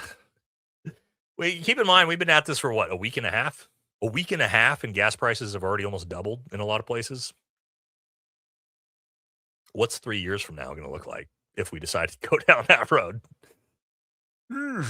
Yikes. Sosa baby says, hey Nate, wondering what your thoughts are on the whole fraud that happened in Minneapolis. I know you are America First, so I feel like as an American you would have covered it and been shitting on those assholes. I did cover it. If you want to watch, I did an entire video on it. And yeah, that's one of those things. I don't care who it is. You're Somali, you're who Tyler Oliveira covered. Anybody who's committing fraud in this country, I'm all about fucking getting rid of you. Was it where was it? Oh, right here. So if you want to, you can check out the video I covered on it. Right here. Insane Somali fraud scheme uncovered by Nick Shirley. I will say this. I don't know. Do I want to talk shit? I don't know if I want to talk shit. I don't know if I want to talk shit right now. I talk a lot of shit, but I don't know if I want to talk that shit. Yeah, I'm going to skip that for now. I don't want to get myself in trouble. But I have covered it. Yeah, if it's fraud, the small communities, if it's fraud in the New York communities that Tyler Oliveira showed, I'm against all that shit. Okay. This is I was going to expand on my shit talk with this comment, so I'm going to let Super Lineman just be the comment. Because what I was going to say is not nice about Nick Shirley. Not a lot nice for me to say. I don't think he's a bad guy. I think he's a nice kid, but I'm going to just hold my tongue on that for now. Because I don't have a whole lot of nice things to say about his intellect, you could say. It seems like a really good kid. I think he means well. You know, but anybody, here's what I'll say. I actually left hold on. I think I left a comment that I could show you on one of his posts. Now I'll just tell you about it. But, you know, he was simping for the Iran war. And I left a comment on his post that said, hey, Nick, you're 23 years old. You're the perfect age. You're very fit. I'd be willing to take you and bring you into the Army recruiter station yourself. You can sign up, you can strap the boots on, and you can go fight the war your fucking self. Because he's the perfect age and demographic to join the military and go fight the war. So if you're a 23-year-old fit man and you're going to simp for this fucking war and you're a civilian, that is the first thing Nate is going to say is I will walk you in hand into the recruiter station and you can fucking sign up and be a big boy and go fight the fucking wars yourself, just like me and a shit ton of the veterans in this chat fucking did. Okay. So otherwise, shut your fucking mouth on the war. I like what you're doing on a lot of things. Shut your fucking mouth on the war. Okay. There you go. And that goes for all of them. Matt Walsh, Ben Shapiro, and the older ones. If it's not you, then your kid. I'll walk your kids in there. I'll help you. Ben Shapiro, when your kids are 18, if they're close, I'll walk your kids in there. I'll help them. I'll take them to the recruiter station. I got no problems with that. You want to simp for the fucking war? Get your ass over there and go fight it. Otherwise, shut the fuck up. I'm sorry. But I've also said this too. I've said this too, and I'll do the converse on this, and a lot of people don't like this, but look, if you are somebody who went and fought the war and you support this war, okay, I respect your opinion because you fucking served the nation, you fought the wars yourself, and you've decided that your opinion is that this war is a good thing. I disagree with you, but I respect your opinion. I respect your opinion to have that opinion, right? And I've got some buddies. I got a lot of buddies that are super pro this war. And it is what it is, man. You went and fought the war. I respect you for it. And if you want to believe that, then that's absolutely fine. I disagree with you. But the difference is if you're a 23-year-old kid who's fucking cheering on this war and you're not joining the military, nah, dude. Sorry, Nick. Sorry, big dog, but that ain't it. That ain't it. You don't have the fucking right to weigh in on this, in my opinion. If you want to fucking send other 23-year-old men to go die in a foreign war, but you won't do it yourself, nah, dog. That ain't it. That ain't it. Sorry, guys. Okay, we hit this one. Nate, appreciate your take on everything you cover. Why do you and Cag Daddy, Brent Tucker? Perfect segue, right? You guys know Brent and me are very close or good friends, right? Brent's super pro-Israel. He's always been pro-Israel as long as I've known him. So, I mean, I don't know. He has that take. And again, Brent fucking has earned the right 1,000% to have his feelings that he wants on this war. And I 100% respect him for it. I don't agree with him and he doesn't agree with me, but we're still going to be friends. And we're like, neither of us are going to be upset at each other about our opinions on this. But again, you don't think Brent Tucker has the right to have his own opinion? Yes, he fucking does, right? That dude is fucking went and fought the war, has been fucking shot to shit. And if he wants to support it, that's his choice, man. And I respect him for it. But I disagree with him, obviously. And you can disagree with your friends, right? I know it's hard for people to understand that you can disagree and still be friends with people, but you can. But like I said, to my point, he's earned the right to have that opinion. And so it is what it is, right? And if you don't like it, that's too fucking bad. All right. Phil says, did Democrats support sex changes for minors? Yes, they did. I personally believe that both parties are involved in blank, but Jay is the king of kings. Yep, they did. Which is like, there's a lot of reasons why when I left the Republican Party, I didn't join the Democrat Party. I stayed an independent and will stay an independent because there is a lot of things in the Democrat Party that I could never, ever, ever fucking agree with. Stuff like that is one. The way they handle COVID is another one. Blue MAGA is just as bad, right? So it's just a lot easier being an independent because then I don't have to deal with the bullshit of either side that I don't like. It's just so much better, isn't it? It's so crazy to me. I didn't realize this while I was like a staunch Republican for most of my life until I became an independent and just realized how much better it is being an independent. Do you guys know how freeing it is to be an independent? You get to support. Think about this. As an independent, I get to support the good shit and I get to fucking trash both sides on the dumb shit. I get all the benefits and none of the negatives. Why would not everybody be independent? Why would you tie yourself to some dipshit Republican Party or Democrat Party, guys? It's just so much more freeing being an independent. It's so much better. Now that I am, after being a Republican for, what was it, 35 years of my life? 30, well, I guess I was a kid, so 25 years of my life. And now as an independent, it's just like, oh, this is it's so liberating. So liberating, man. I don't think I'll probably ever not be an independent. Can't vote in the primaries. Why would I care about that?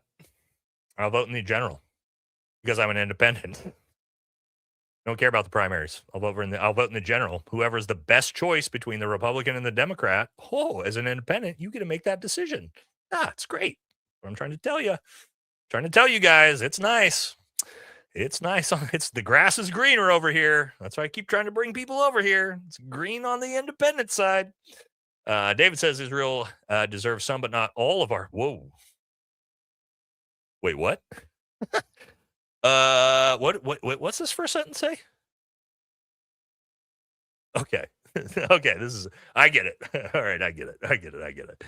All right. I'm with you on this. You tried to rage bait me. I know a rage bait when I see it. Right? You see how I caught myself there? My chat knows me, dude. My chat, yeah. See, Jason, you know, right? We know, right? You can rage bait Nate pretty easily if he's not ready for it. But sometimes I catch your asses before I fall for it, right? That's one I caught. That's pretty funny, though. Hardway says they're good at the distraction stuff, almost as good as tricking MAGA rubes into voting for them, telling how smart you are.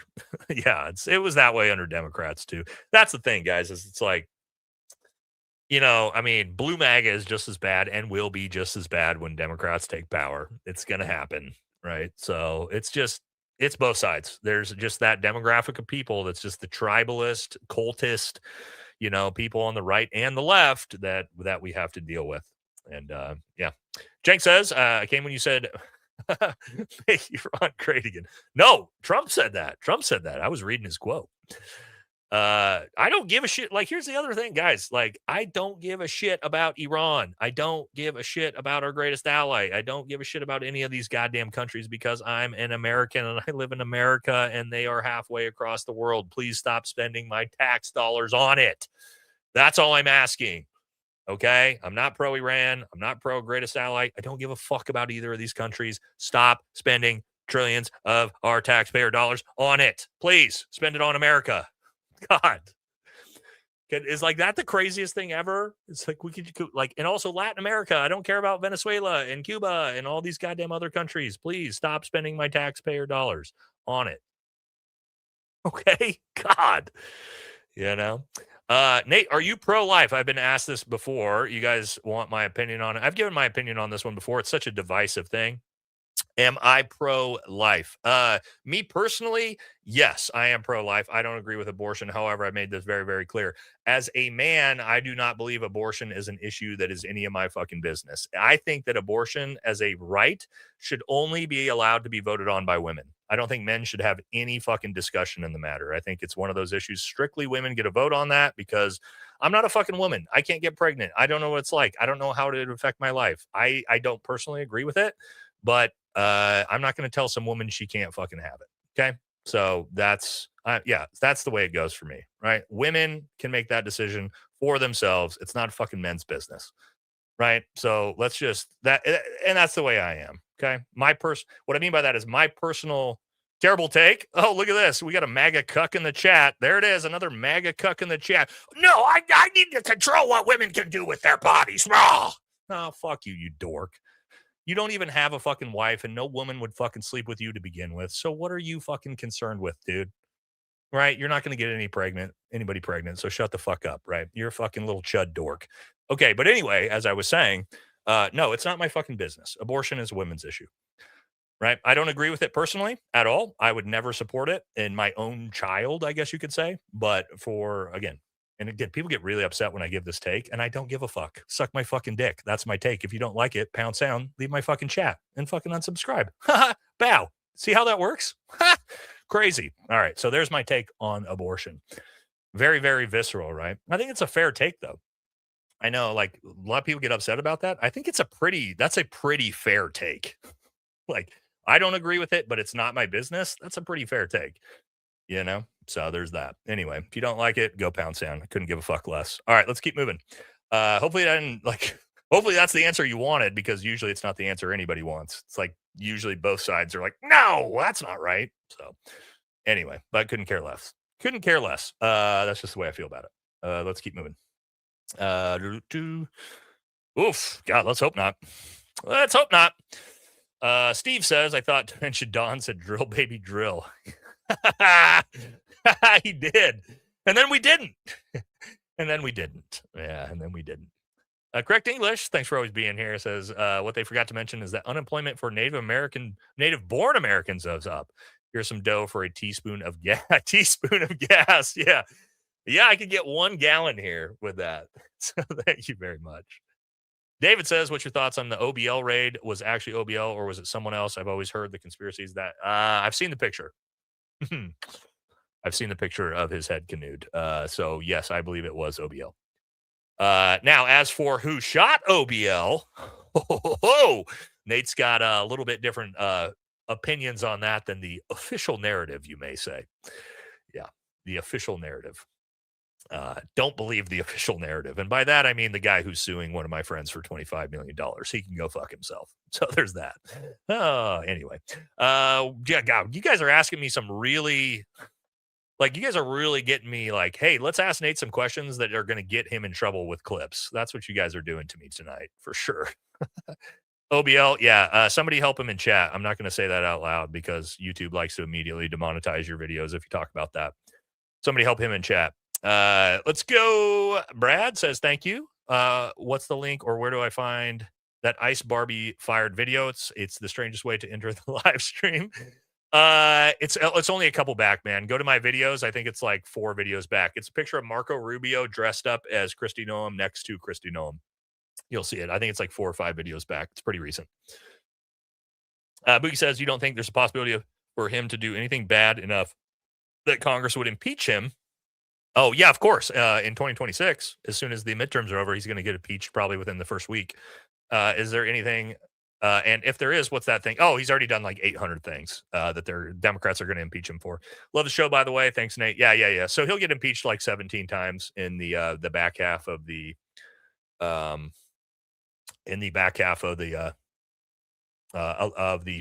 Excuse me. Matt did a 5-page post on how it couldn't have been a Tomahawk. Oh, and he was wrong because the U.S. government already admitted to it. So, whoopsie on that one for Matt. Code says, I saw a story today that $7,000 per post isn't being paid out. Is that true? Yeah, we talked about that earlier.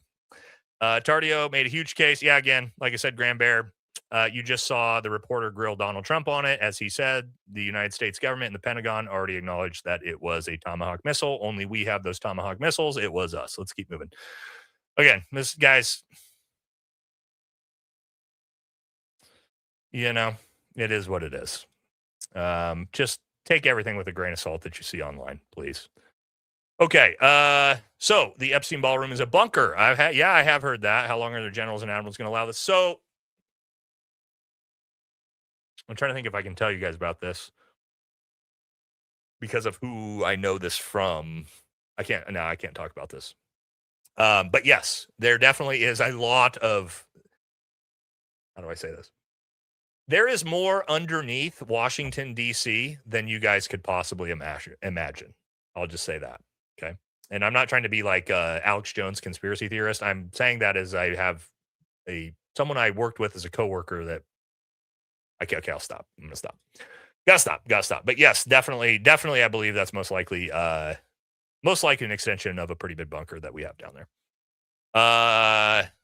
Again, I don't want to get anybody in trouble.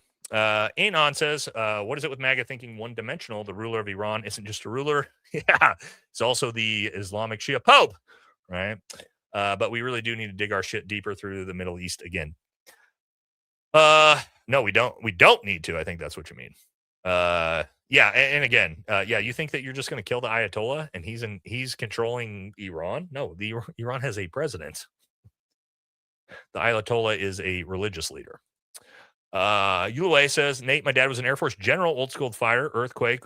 We would watch you together. Very cool. And he would want me to say you were doing good work with this and bring honor to the country. You're saying we would watch you together. I'm assuming that you lost your father, and I hope not. But if that's the case, then, I feel honored and privileged that that's something you and your dad like to share together, was watching my show. And that's very, very cool. I hope that's not the case, but if it is, then, rest in peace to your dad. Glitch says, if he has dementia, then what about Don Jr.? They were supposed to be America First too. No. Yeah. Donnie's busy making hundreds of millions of dollars off. Don Jr. is busy making hundreds of millions of dollars off of drone business contracts and crypto. So he's not concerned. Nate, please stop talking badly about boomers. You're going to make this old veteran boomer cry. Not just kidding, young man. Hopefully you're okay with a little levity. Hey, look, my parents are both alive, both boomers. It is what it is. It's not all boomers, and here's the thing. I forget who I was talking about this. I actually don't blame boomers for thinking the way they think. And the reason why is you guys grew up in a generation that didn't have social media. You didn't have access to information. Walter Cronkite, who was a CIA asset, gave you all of your information on the nightly news. That's what you ingested. You had the Schofield Bible.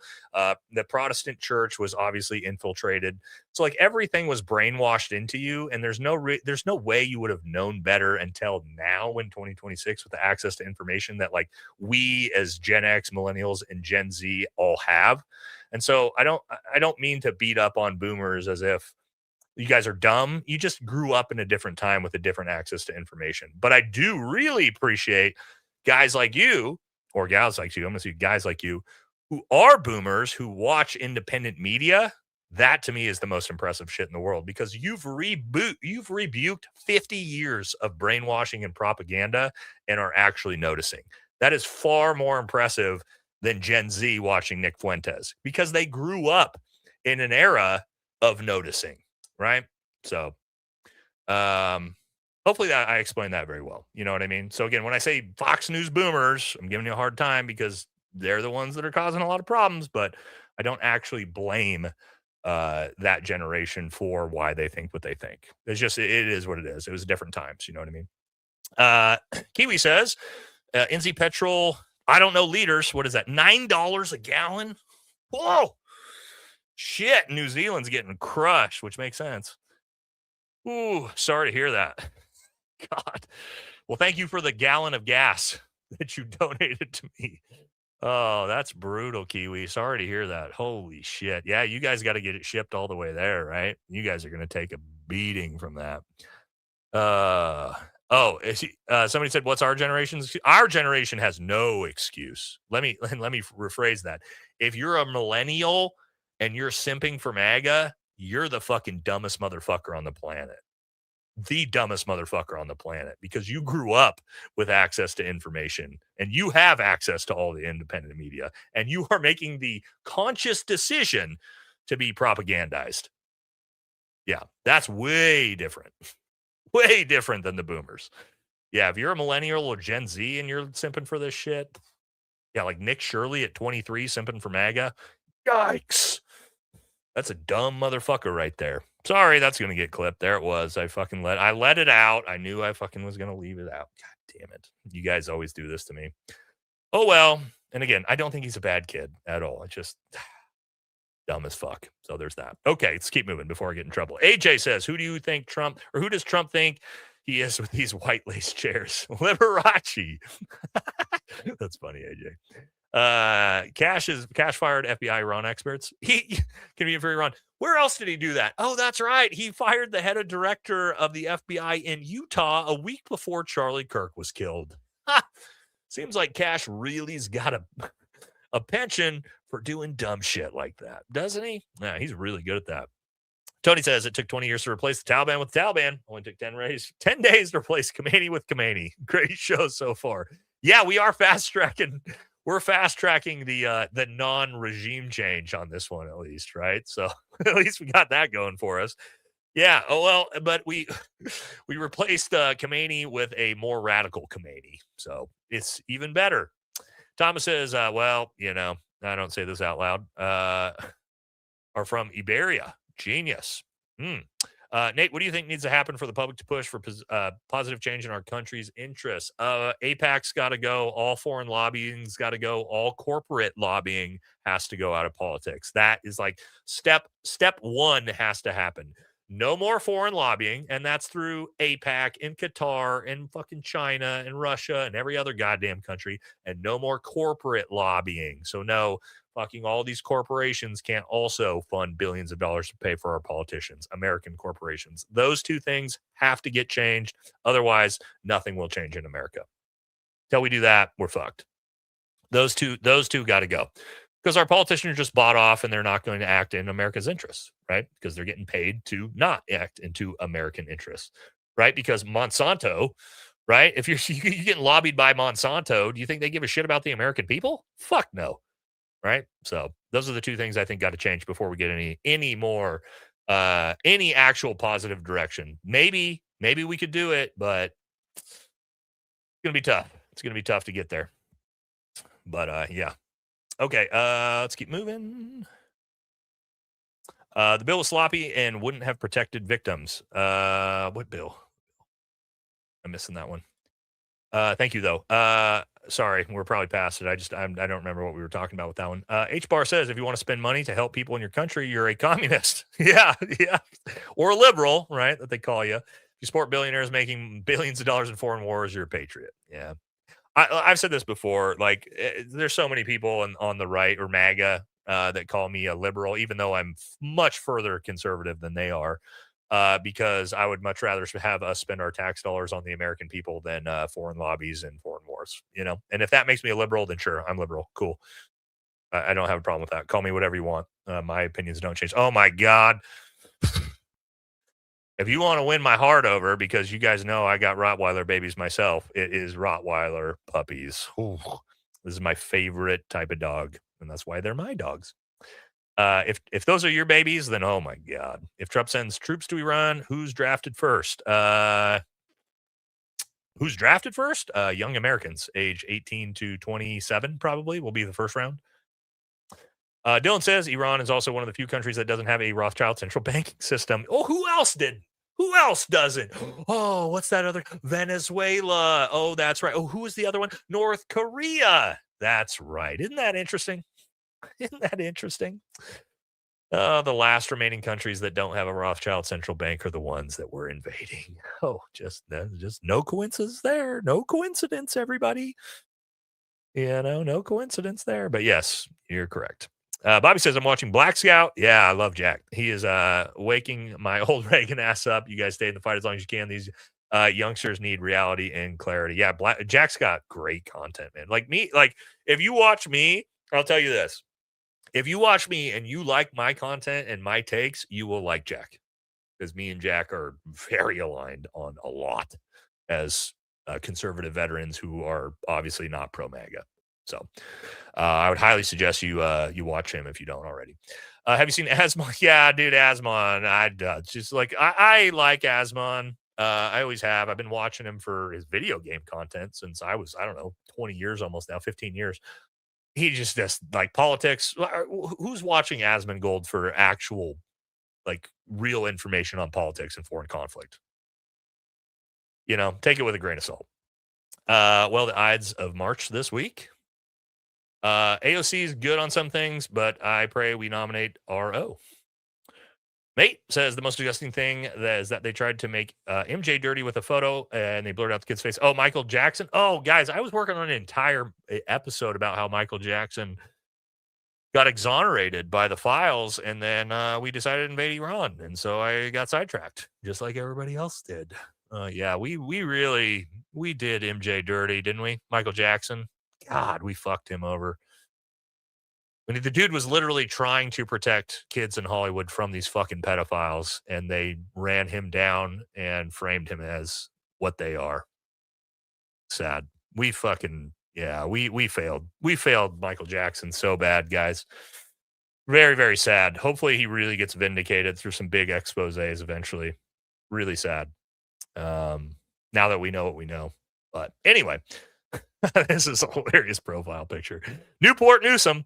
You talk about me, playa? 960 playa straight up. I do like the Newport Newsom. Paul says, you, heavy duty country and Jesse couldn't do that many rounds at the same time. Could you? What? I'm assuming you mean heavy duty country, right? You couldn't do that many rounds at the same time. Oh, you mean shooting 1,200 rounds at a semi-automatic pistol? No. Let me think about how many rounds could I get off in 60 seconds if I shot as fast and inaccurately as possible while reloading the magazines on a pistol, because I'm pretty fast. Let's see, I could do 18, maybe like 100, maybe like 180 rounds would be like if I was really cooking, and that's just like off the top of my head. So like 1/10 of what she said, maybe, and that's probably pushing it. Probably not even that much. Okay. You should check out the documentary called "The Mini Murders" by Biggie by Trap LaRosse. The Mini Murders. I don't think I've heard of that one. I could look that up. I'll type that. Let me. I'm always interested in documentaries like that from people that got cool stuff. I'll check it out. Thank you very much. Bobby Kitchen or Bob Itchin? Bob Bitchin. Okay. At this point, we got a Marine, of course, I would assume. The only way America survives is a protest that does not end until the swamp is bone dry. 2 million people. No weapons, no violence, just freedom and justice. If we let them go, they will not hold back. Yeah. If we don't do anything, they're not going to change, right? That's how the way corruption works. So we're going to see in 2026, man. We'll see. Again, if there's not a massive referendum on candidates that are taking money from foreign lobbies, then we're going to be in trouble. We're going to be in deep, deep, deep trouble as a nation. And that's left, right, and center. But we're going to find out. Moose, oh my gosh. This is a giant donation, man. Thank you so much. $200. Holy shit. Moose says, my ex-father and I knew Bill when he was governor, and my father-in-law used to eat breakfast with Bill. We're talking about Clinton on Saturday. From everything I've heard, yes, that stories are all true and probably watered down at best. He also said, if you ever meet Bill, you just can't not hate him. Really? My dad said the exact opposite. I've talked to quite a few people that have met Bill personally and said the exact opposite of that. Is he's like one of the most charming and charismatic fucking men you will ever meet in your life in person. And that's probably how he did so well in politics and how he got away with so much disgusting, sketchy shit. But it's interesting that that your dad said the absolute opposite. That is interesting. But who knows? Everybody's different, you know what I mean? But again, he's gotten away with a lot because he's what is he, fucking 78, 80 years old now and still just doing whatever the fuck he wants after we know about all the shit in Epstein's files. So, but thank you very much, man. That's super generous of you. I appreciate it. We'll never know now because he's just going to carry on with his life with Hill Dog. And what did Hillary say? Hillary said that she also never met Jeffrey Epstein. Isn't that what she said? Even though Ghislaine Maxwell was literally at Chelsea Clinton's wedding. So, yeah, it's a little silly. But anyway, thank you, brother. Appreciate it. Suzanne says, is it dignified to transfer our fallen soldiers in Amazon vans? Oh, Suzanne, I had this photo too. Oh, my God. No. Where is that? Do I have that? I fucking pulled it up. No, that might be in the Friday episode. I think that's in the Friday episode. I do. I've got the video of them stacking the bodies in the van in like Amazon Sprinter vans. And it's just, and it's just like one of these things. If you're gonna be the president that starts a new war, you can't disrespect the fucking troops right out the gate. Wearing a dipshit fucking merch hat on the flight line to receive the first dead soldiers of the war and then stacking their bodies in an Amazon van and driving them off. Yeah, if you haven't seen that, guys, the flight line, they stacked them three deep in a fucking van. It's gross. Again, it'll be on the Friday episode. Yeah, it's frustrating to watch. You know, it is what it is. Started watching you. Much love. Well, thank you. Appreciate you. Colton says, can you just drag me for the hell of it? Not when you got a dog that looks this good and you didn't give me a comment to drag you for. No, dude. Sorry. I think that you seem like a pretty good guy with a good looking dog. See, that's the way it goes. I can't just make fun of you when I can't see you and you don't leave a dumb comment. The burst you're gonna get is like, yeah, you seem like a nice guy with a good looking pup. That's all you're getting drugged, brother. You got to say something stupid and cringe for Nate to lose it, right? You got to catch me off guard and like really fucking make me lose my mind or really roast. To bring out like Nate's roast, you got to catch me off guard with some dumb shit. Otherwise, I'm not going to say mean stuff, man. But thank you. Graveyard says, I hope we can get the occupying force out of our government peacefully. No, I feel like not likely. Yeah, at this point, it's kind of love this part. This is probably the roast portion. Kato probably saw. Thank you. Six's mom said, Nate, you know how I feel. There are a lot of us who cry and feel the loss of every service member. I pray for you daily. It's so disrespectful. Our leaders don't feel the same. He said from the start, losers. Aloha from Kauai. Yeah, Six's mom. And we just got done talking about that. I know, like Americans, and this is why I always say I love America, man. I love this fucking country more than anything. I fought for this country. I served this country. I love doing it. I love the military. I love my time in service.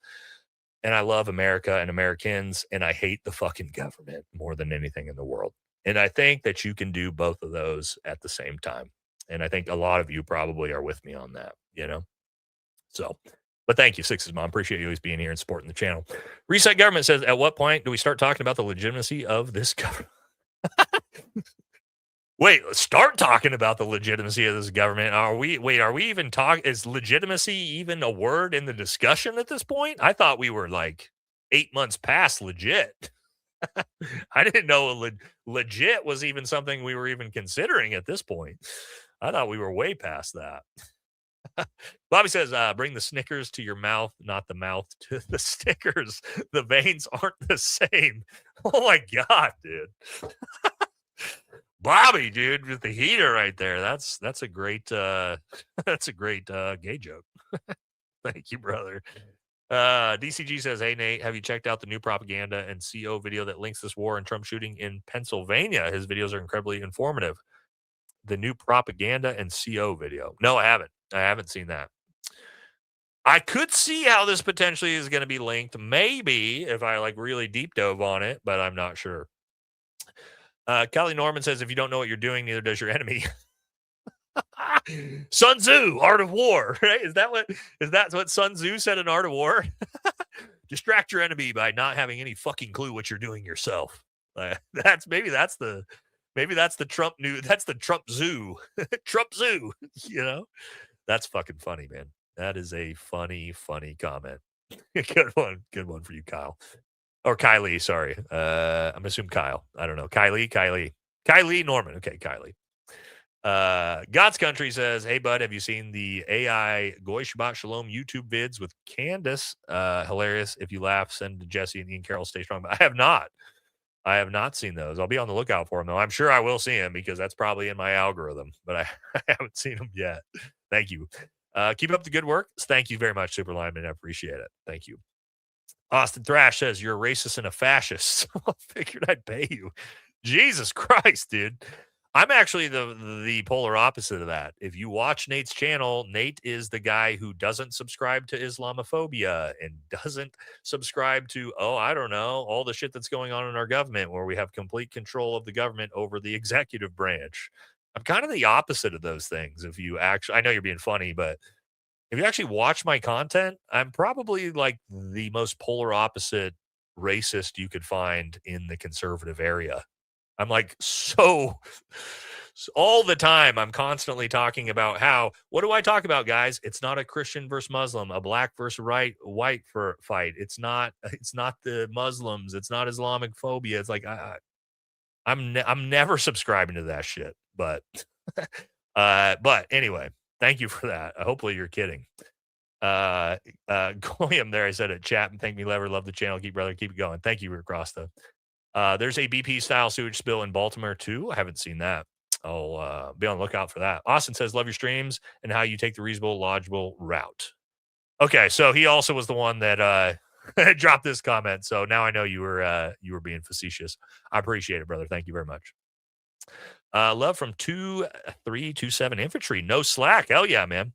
Hopefully you guys you're doing good out there, man. I don't want to hear you guys are all of a sudden about to all ship off to the Middle East. So let's not do that. Six's mom said, isn't there a country closer that should put their boots on the ground? We're kind of far away. Aloha from Kauai. There is a specific country I feel like should put their boots on the ground first. I believe Six's mom that it was the same country that didn't put any boots on the ground in the global war on terror. Maybe it is time for them to step up and fight for their own goddamn country, huh? Yeah. Peter says, big $50 donation. Thank you very much for the generosity. Can you please go on the Necessary Conversation pod? I would give a month's to pace that. Necessary Conversation pod. I am not sure who that Necessary Conversation pod. I'm sure I know who it is. Let me see who this is. Necessary Conversation podcast. Well, they don't show me pictures there. Check YouTube. Necessary Conversation podcast. Oh my God. Oh, I know exactly who you're talking about. I watch their stuff all the fucking time. Yeah, I love their channel, dude. I didn't realize this was the name of the channel. I watch their clips on Instagram all the time. I love their channel. I watch their stuff all the time. If you guys haven't seen their stuff, it's fucking incredible. So what they do is it's two, I'm assuming millennial children of two hardcore MAGA parents. I'm talking, these motherfuckers are, yeah, dude, this is like Mark Levine on steroids as their dad. If you don't watch their stuff, it's not, maybe it's fake. I don't think so. If you watch their dad, oh my God, dude. Yeah, I watch their stuff all the time. It's super funny. I'd definitely go. I'd love to talk to their dad. Their dad would have a hard time with me because he wouldn't be able to use his typical MAGA bullshit on a global war on terror veteran. But anyway, yeah, I do watch their stuff. It's very, very funny. And also very, very discouraging because you get to see like, oh shit, this is also, we have like 30 million of these people in the country that feel this way. It's psychotic. Miss Cato says, I have two nephews in the Marines. They don't have enough munitions to practice drills. Now, you know what another big problem is? I think I can tell you guys this. This wasn't anything considered secret. Right before I got out, we were actually having the same problem. We had no ammunition, and this is Army Special Forces in first group. We didn't have ammunition to go train because we had sent it all to Ukraine. And we were very, very concerned about that, considering my unit was the Siege Assotif getting ready to plan for a potential invasion of Taiwan. And we didn't have any bullets. So, yeah, I would imagine that might be a problem still. So, yeah, I 100% believe your nephews, because that was happening at the special operations level for a little while. Yikes. Lux says, Officer Nate, tangent. Good tangent. Thank you. Yeah. Celtic says, can Hex says, please explain why there isn't a political affiliation stamped into our warrior dog tags, but there is a religious affiliation and a blood type. Yeah, because soldiers are not supposed to be fucking partisan. But yet somehow the SecDef is and the Pentagon is. That's something new. It's not supposed to be that way. But it is now. Penna says, thanks, brother. Big $50 donut. Appreciate you always being here, man. This disgusting administration has decided to abandon the American people to serve our greatest ally in the Axis. Axis. Oh, my God. I haven't heard this. The Axis. Okay. Sorry, Penna. I'm going to steal that, and that's going to be used in a lot of my videos going forward. The Axis of Epstein. The blatant disregard for the need to triage our own leaves our needs bleeding out on American soil. Love you, brother. Dude, yeah, you're one. Sorry for laughing because you fucking made me laugh my ass off with that Access of Epstein comment. But you're also true. Yeah, it's leaving us very, very vulnerable on the world stage as well. Or, hey, what happened if China just decided to invade? Wait, somebody said that's from Kyle Kalinske. Oh, did he? That's fucking funny as shit. Well, Kyle's a funny dude. I've talked about it before. I talked about it on the last show. I watch Kyle's channel all the time. I know people are like shocked to hear that, but yeah, I watch his stuff all the time. I think he's a phenomenal YouTube creator. I don't agree with everything that he says, but I think he's a phenomenal YouTube creator. He's very, very talented at what he does, for sure. And you can't knock his success out of it either. But yeah, That's funny. Yeah, what's the other one? He calls the other one I saw today. He calls Asmongold Asmine Kampf. Asmine Kampf. That's a pretty funny one too. AJ says surely Shapiro and Walsh can't get an acceptable score on the ASVAB. Well, here's the thing, AJ. Shirley definitely is not passing the ASVAB. Shapiro and Walsh can pass the ASVAB, but those two motherfuckers ain't passing the PT test. So that's Shirley will pass the PT test, not the ASVAB. Shapiro and Walsh will pass the ASVAB, not the PT test. So if we want to be real accurate about it, Six's mom says, I remembered in 1979, yes, I'm old, sitting in gas. My mom told me about this exact same thing the other day, Six's mom, sitting in gas lines for hours waiting to get gas, 25 cents a gallon up to 50 a gallon. Coolest thing, my teachers would let us out of class to get their cars filled up. Went to school in California. I do remember my mom talking about that in this exact time period. That was during Carter, wasn't it? Wasn't that during Carter? I don't remember exactly, but I do. Yeah, my parents have told me about that. They said they would go and like park their cars. My mom would go and park her car at the gas station in the morning and leave it there in line and like go back to her house for hours and then come back and finally. Yeah, hopefully we don't get to that point. Idiot Kara says, I think recruiting command should be stationed outside of every pro-war protest and demonstration and not high schools. Hit those recruiting numbers. I agree. Yeah. Everybody who's pro-war, lace the fuck up and go. And the recruiting station's open. I promise you, you can walk your happy ass right in there. You can do it. Head on out. Bobby says, lace up. There it is. Like Bobby just said, lace up or shut up. Like I was just saying. Yeah. Thank you, Bobby. Wizard says, I'm so glad I found your channel. Thank you, Nate, for keeping it 100. Appreciate it. Thank you. Glad to have you here. Holy shit says, watched a few videos about we won't say that out loud because YouTube doesn't like that one. Seriously effed up and shows the false flag history of the U.S., the greatest ally, going way, way back. Oh, yeah. In fact, the U.S. would sacrifice a whole ship and crew. Motherfuckers. Yeah. Yeah. Thank you. Thank you. Also, great looking puppy dog right there. A little bit scarier here. Dark Dirt. This, I can't say this word, guys. YouTube is still so scary about that. Not an issue for me, but I hope everyone knows that 0 children have had bottom surgery in America. Check the stat. What do you mean? Bottom surgery? That was a bottom surgery. What's a bottom surgery? Sorry. I'm not aware of that. Somebody in chat, can somebody tell me what that is? I don't even know what that is. Thank you, though. Did you see the debate between Blazarian and Brent? I did. Yep. I saw it and he went on Jake's. Didn't Brent go on Jake's channel too? I don't remember. Do you think Thomas Massey's national debt tracker will just short out next week? The Operation FC Fury. Thank you, Nate, for covering this show. I don't know. Again, like we showed earlier, Katie, the national debt is going up $1 trillion every 150 days. So it's I don't even know what to think. What is that going to be in 3 years from now? That's going to be another $7 trillion to the debt by the end of this dude's term. I don't know how we don't implode and collapse in the next 10 years financially. I have no idea. We're not even on a sustainable track record or a sustainable path whatsoever when it comes to any of this. So we'll see.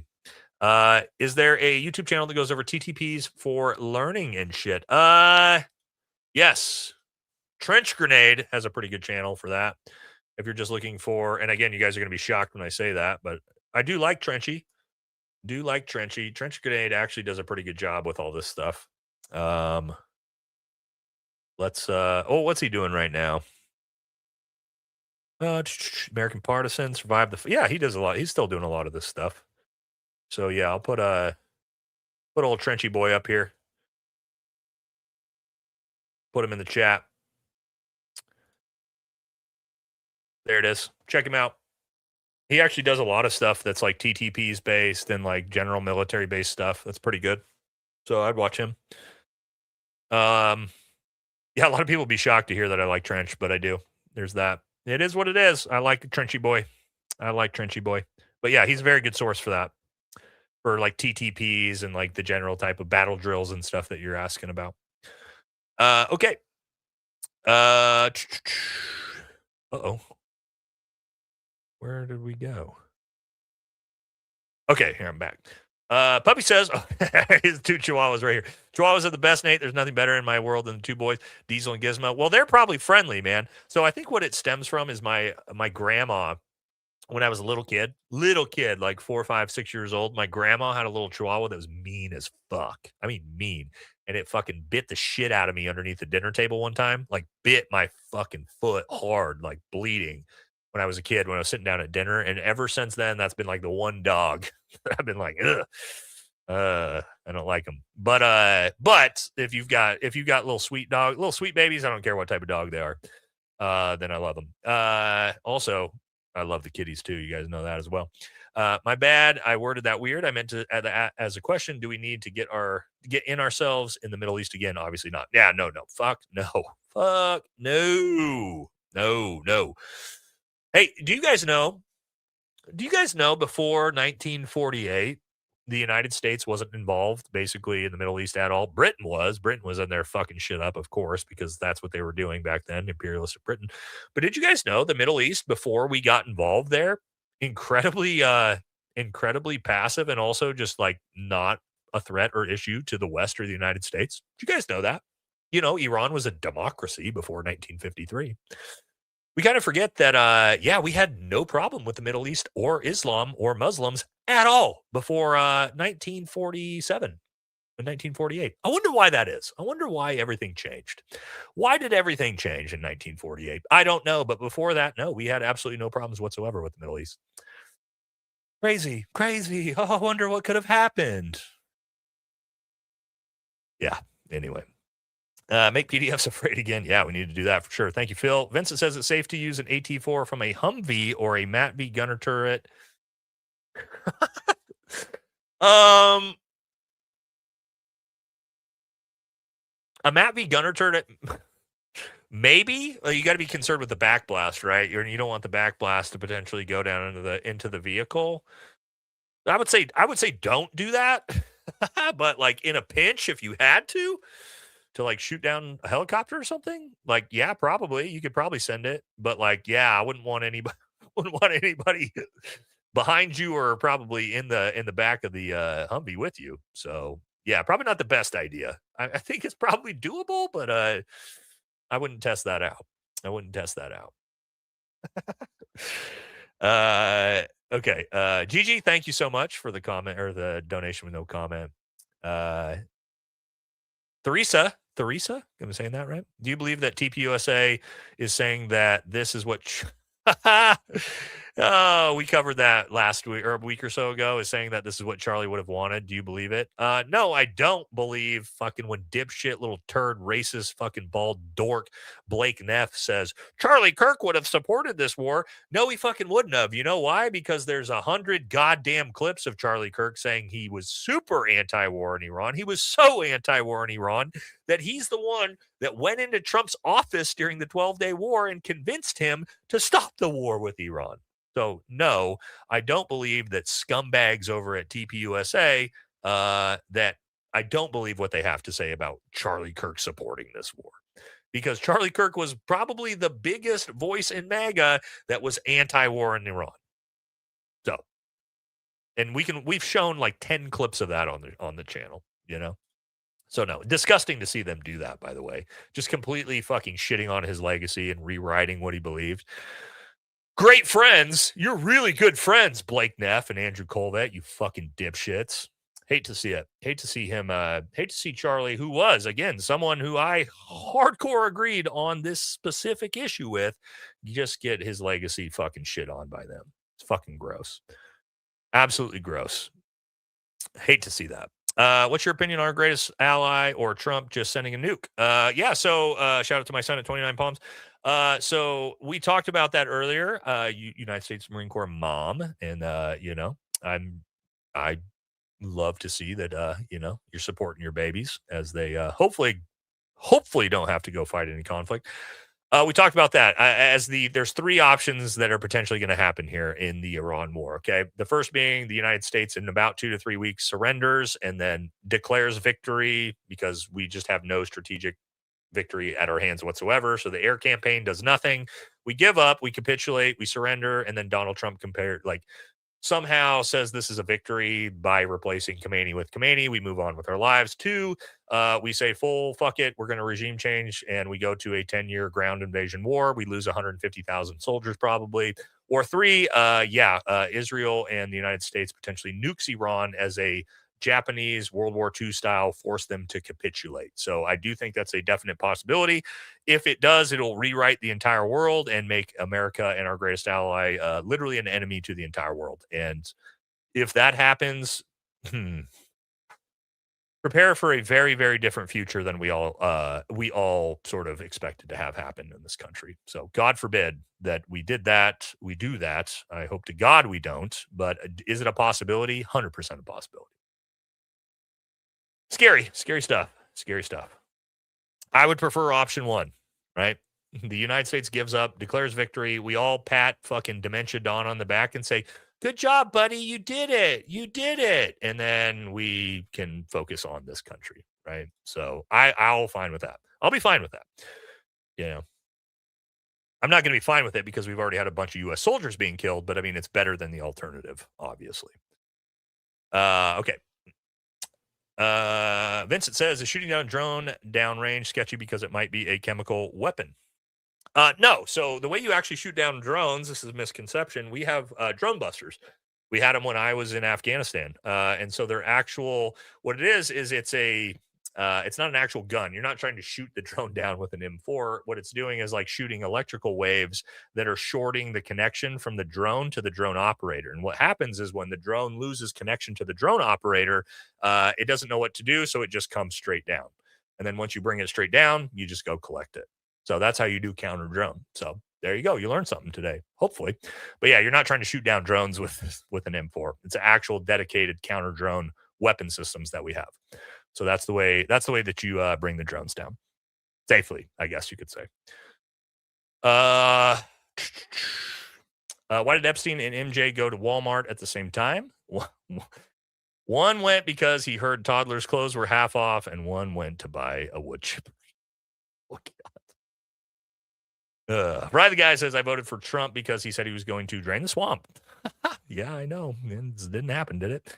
But he didn't really want to drain it. He wanted to rule over it. He wanted to be the Swamp King. He is the Swamp King. I do like that. Donald Trump, the Swamp King. I do like that one. I like that one as well. All right. Brother, accept my modest 10 New Zealand dollar super chat. No, I appreciate any donations, of course. Love your stuff, and thank you for your service. What the hell happened with MJ and Epstein? Love from New Zealand. Also, by the way, guys, we are 3.5 hours in. Has there been any issue with my microphone at all? Have you noticed like tinfoil crackling? Have you heard my voice cutting in and out? Has my mic just randomly stopped, or have we been, we're doing a little tech help here, or have we been good the entire 3.5 hours? Because we've been good. Oh my God. Thank God. You guys have no idea. My wife does the chaos I have dealt with. I filmed this stupid fucking video on Jake Lang 4 times today. Every single time in the middle, my mic would just shut off without me knowing it. I'd have to refilm it. And I've been doing that every day for a week with videos, filming them 3, 4, 5 times just to get them fucking finished. So thank God. Thank God, because I was losing my mind. Okay, awesome. Thank you. Thank you for the feedback. Looks like we finally did it. I also spent about $8,000 on new hardware, from computers to power amps to microphones to cords, just to find out it was a software issue the entire time. So at least we got backups now. The price we pay for content, guys. There's a excuse me, a lot of investments that go into go into this. This is a brand new. Oh, you got the other one? Look, this is what I'm talking about. I'm not kidding, guys. What do you think all this shit is? Nate's been literally losing his goddamn mind, just buying new everything, trying to figure this shit out. It's been a rough one, but I think we finally did it. Oh, here's more. Yeah, more Sures here. So yeah, it's been rough. I think we finally, it's been business. It's been a rough business expense week.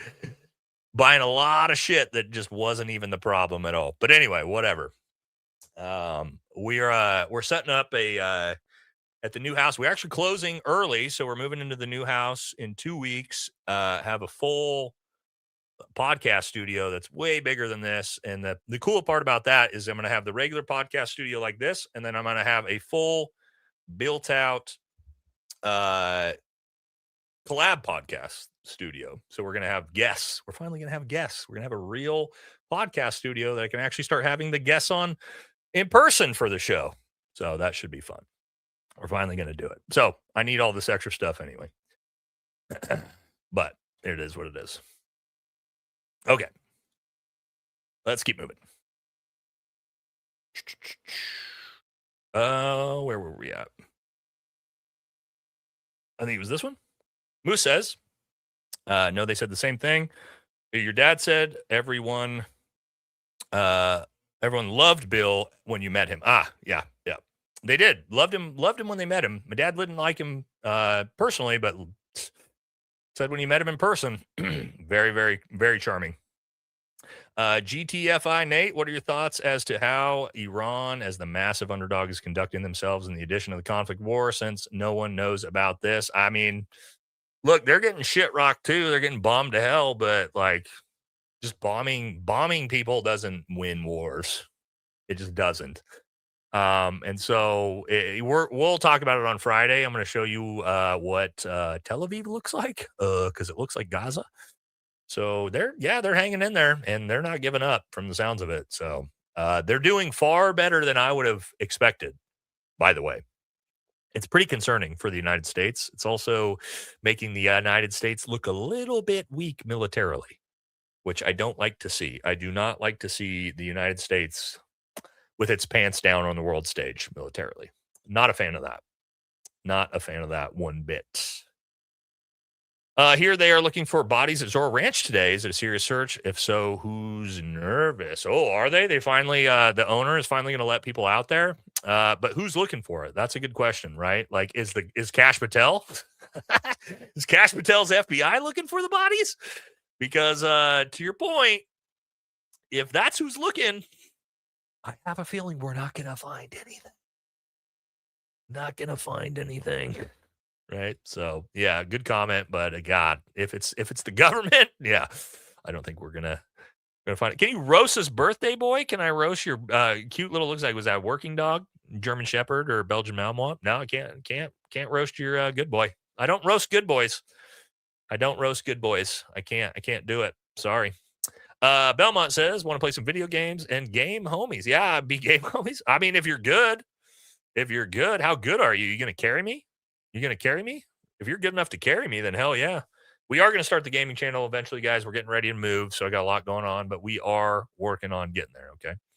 So if you're super, super good at FPS gaming, like, and you play at the, let's say the Predator level in Apex Legends, because I play at like the Masters level. If you know the game, then you know what I'm talking about. I got hair in my mouth. Then, hey, yeah, hell yeah. Come carry my ass. Yeah, hell yeah. Look up Eucharist miracles on this app. What app? What are we talking about? I don't know what app we're talking about. Thank you, though. Vince says, an airborne operations obsolete, excluding Halo. Are airborne operations obsolete, excluding Halo? I was going to talk about this in my video about a ground invasion or an invasion into Iran where we put boots on the ground.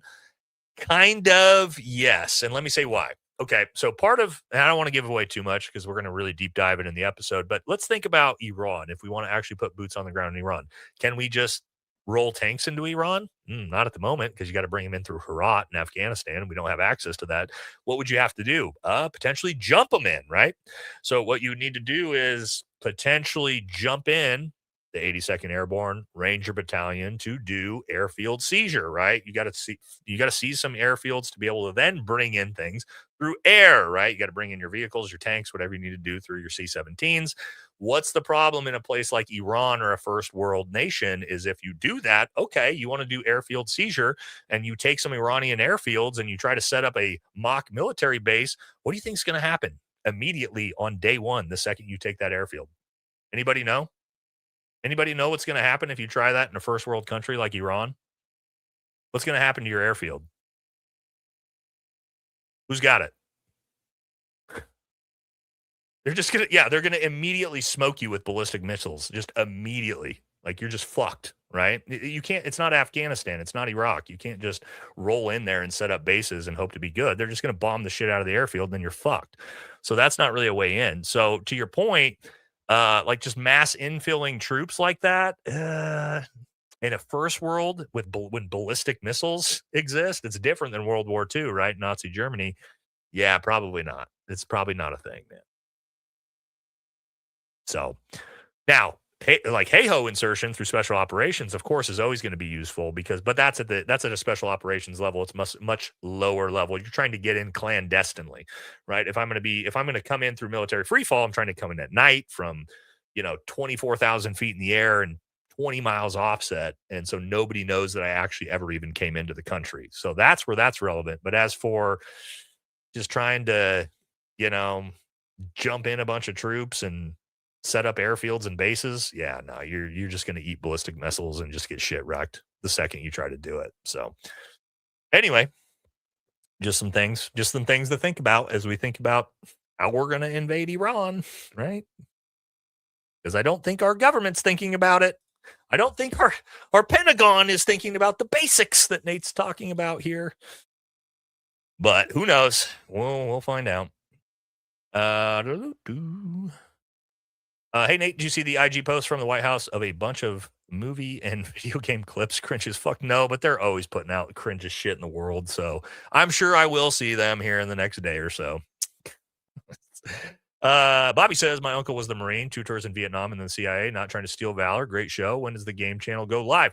Well, again, it's probably going to be a couple weeks because we're getting ready to move and we're going to have a ton to set up. So I'm looking at that as like a month away project probably. And then we'll launch it and really get after it. But yeah, just time management right now is crazy. So we're doing the best we can as is. Adrimari says, back in the day in IZ, I'm assuming that's our greatest ally. What's IZ? Many times we had to use loads of ammo. No, that can't be that. Then many times we had to use loads of ammo because we had too much.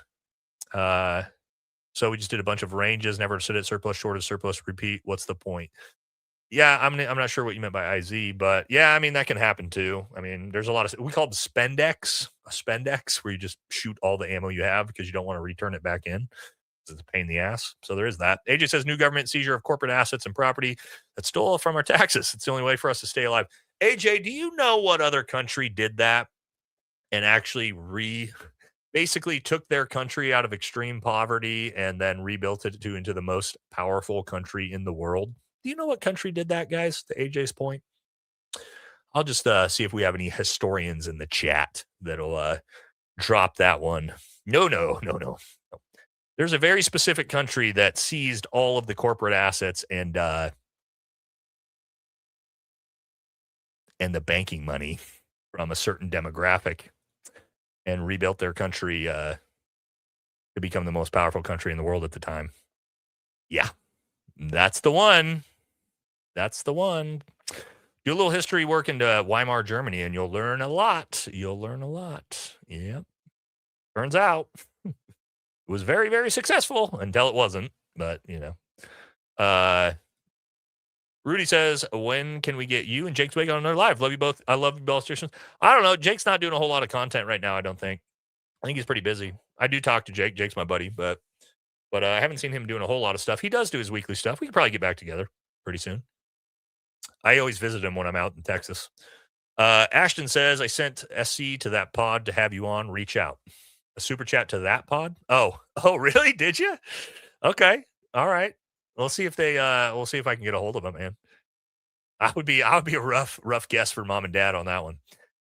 Philip, thank you so much. Super generous. Make PDFs afraid again. Yes, as we can see, we got Sirloin rocking it right here. Got Sirloin rocking the same hat. Thank you so much, man. It's very, very generous of you. Appreciate it. And God, we need to do this, don't we? Because they're not afraid of shit. They ain't afraid of much right now. Earl says, Trump says only fools should worry about Iran war increases. He did say that. Paid $3.40 last. Oh, that's cheap, bro. Oh, okay. Last week for gas. Today at the same place, $5.14. Fuck MAGA and their hats. Yeah, so it was $3.10 here at ours, and at my local one, I've been taking pictures of it every day, and I believe we're at $4.80 now. So yeah, we're going up fast. I'm assuming you mean Fort Campbell. Fort Campbell announced 4 times drone missing, stolen. Well, that's not good. That's not good. Somebody's going to have some unit is going to have a real rough weekend. Real rough weekend. They're not going to be leaving until they find those drones. Did you guys follow the 3-1 rule or just say fuck it for firefights? Okay, so as Green Berets, this is just way different.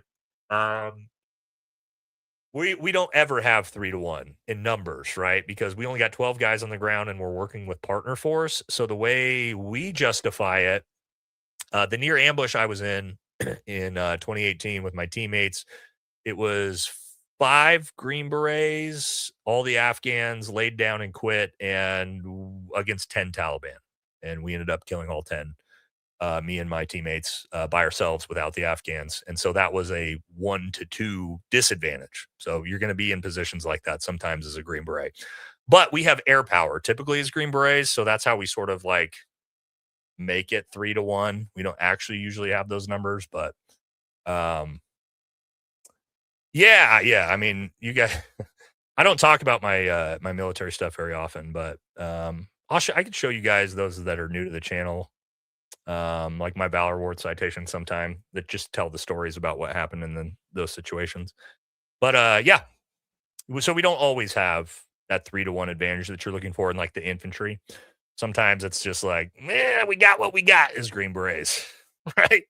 We work with what we got as Green Berets. We're not fortunate to be like, Ranger Bat and CAG and everybody that's got shit tons of Americans on the ground. It's just you and 12 dudes with a bunch of bunch of foreign nationals hoping for the best. So, yeah. Kyle Kalinske started the Axis of Epstein. Okay. So he's a funny dude. He's got a lot of good nicknames for stuff like that. I'm going to steal that one, though. I'll give him credit for it when I use it. Is it possible for military to take over and overthrow this government? How hard would it be? For the military? Oh, it would take nothing. It would take nothing. If the military decided to take over the government, a day. There's nothing anybody could. It's the U.S. military. The U.S. military is the strongest military in the world, dude. Yeah. You think what government is stopping? Nobody's stopping that. Same as any country, the military can always take over. And so, almost all coups are done by militaries. They're not done by the people for the most part. So yeah, the U.S. military could immediately take over the government. Is that what we would want? Probably not. You typically don't want the military taking over the government. In most historical cases that has happened, it usually gets even worse.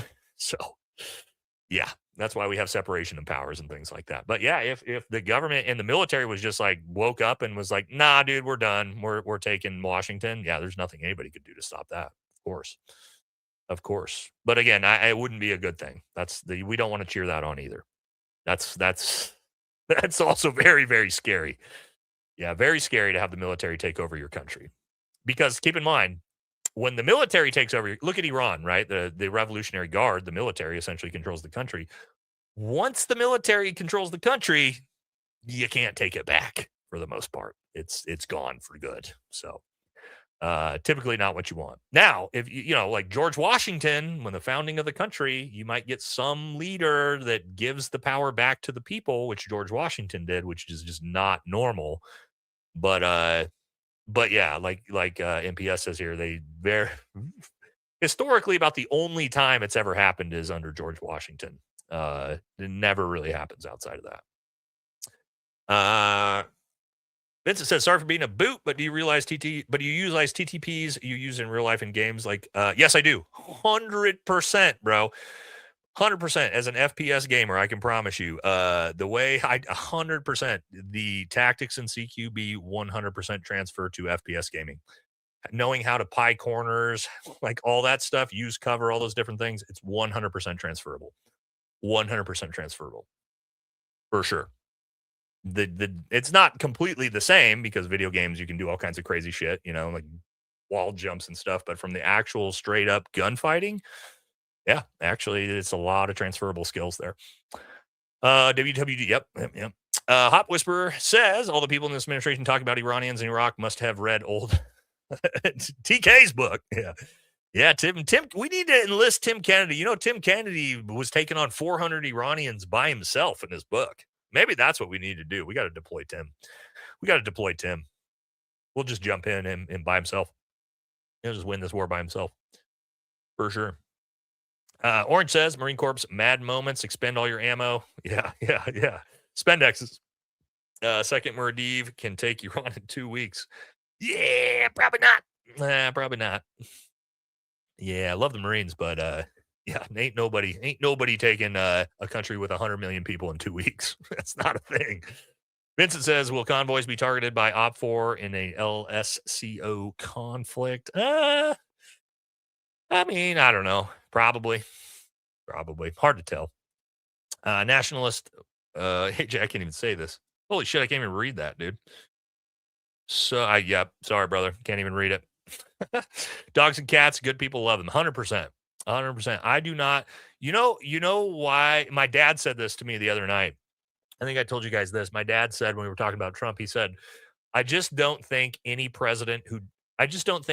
who doesn't like dogs should be president. And Donald Trump doesn't like dogs. And that should tell you everything you need to fucking know. You don't really need to know anything else about the guy other than he doesn't like dogs. And that should just tell you, nah, that's not somebody that we really want to associate with, especially have in charge of anything.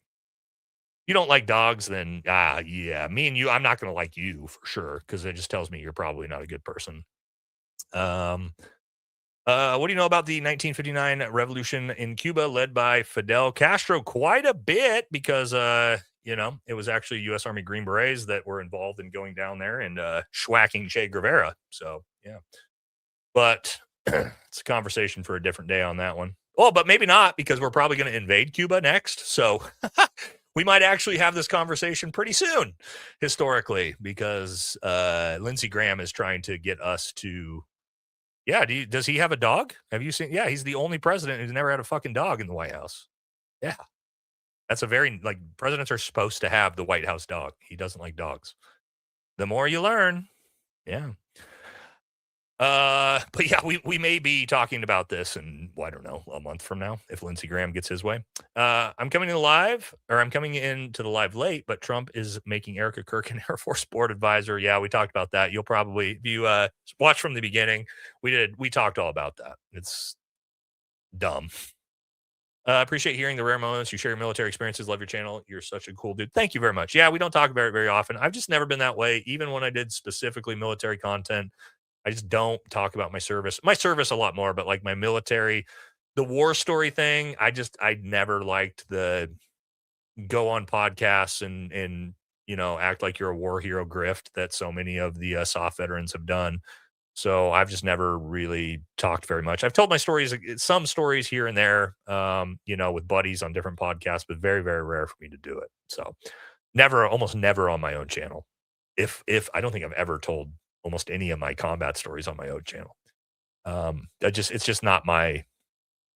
I do have some serious ones for sure. Obviously, I didn't get these awards for nothing, but it's just not really my thing. Ready or Not, great game. Ready or Not, I don't know what that game is. I haven't heard of that one.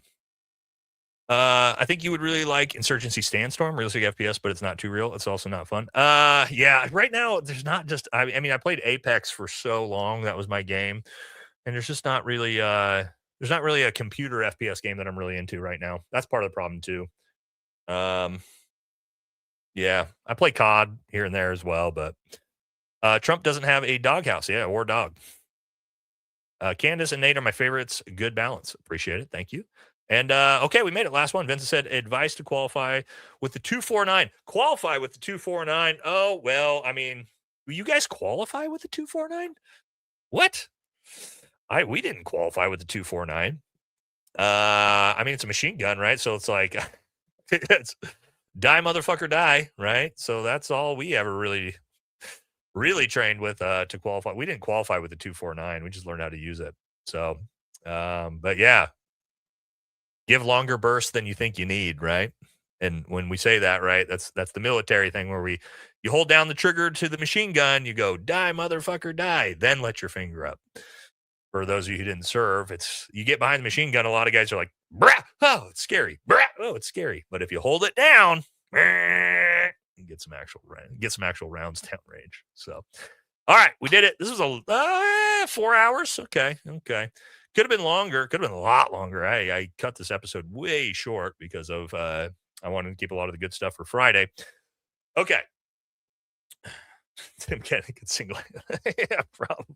Okay, that's funny. All right, guys, we did it. We made it to the end again.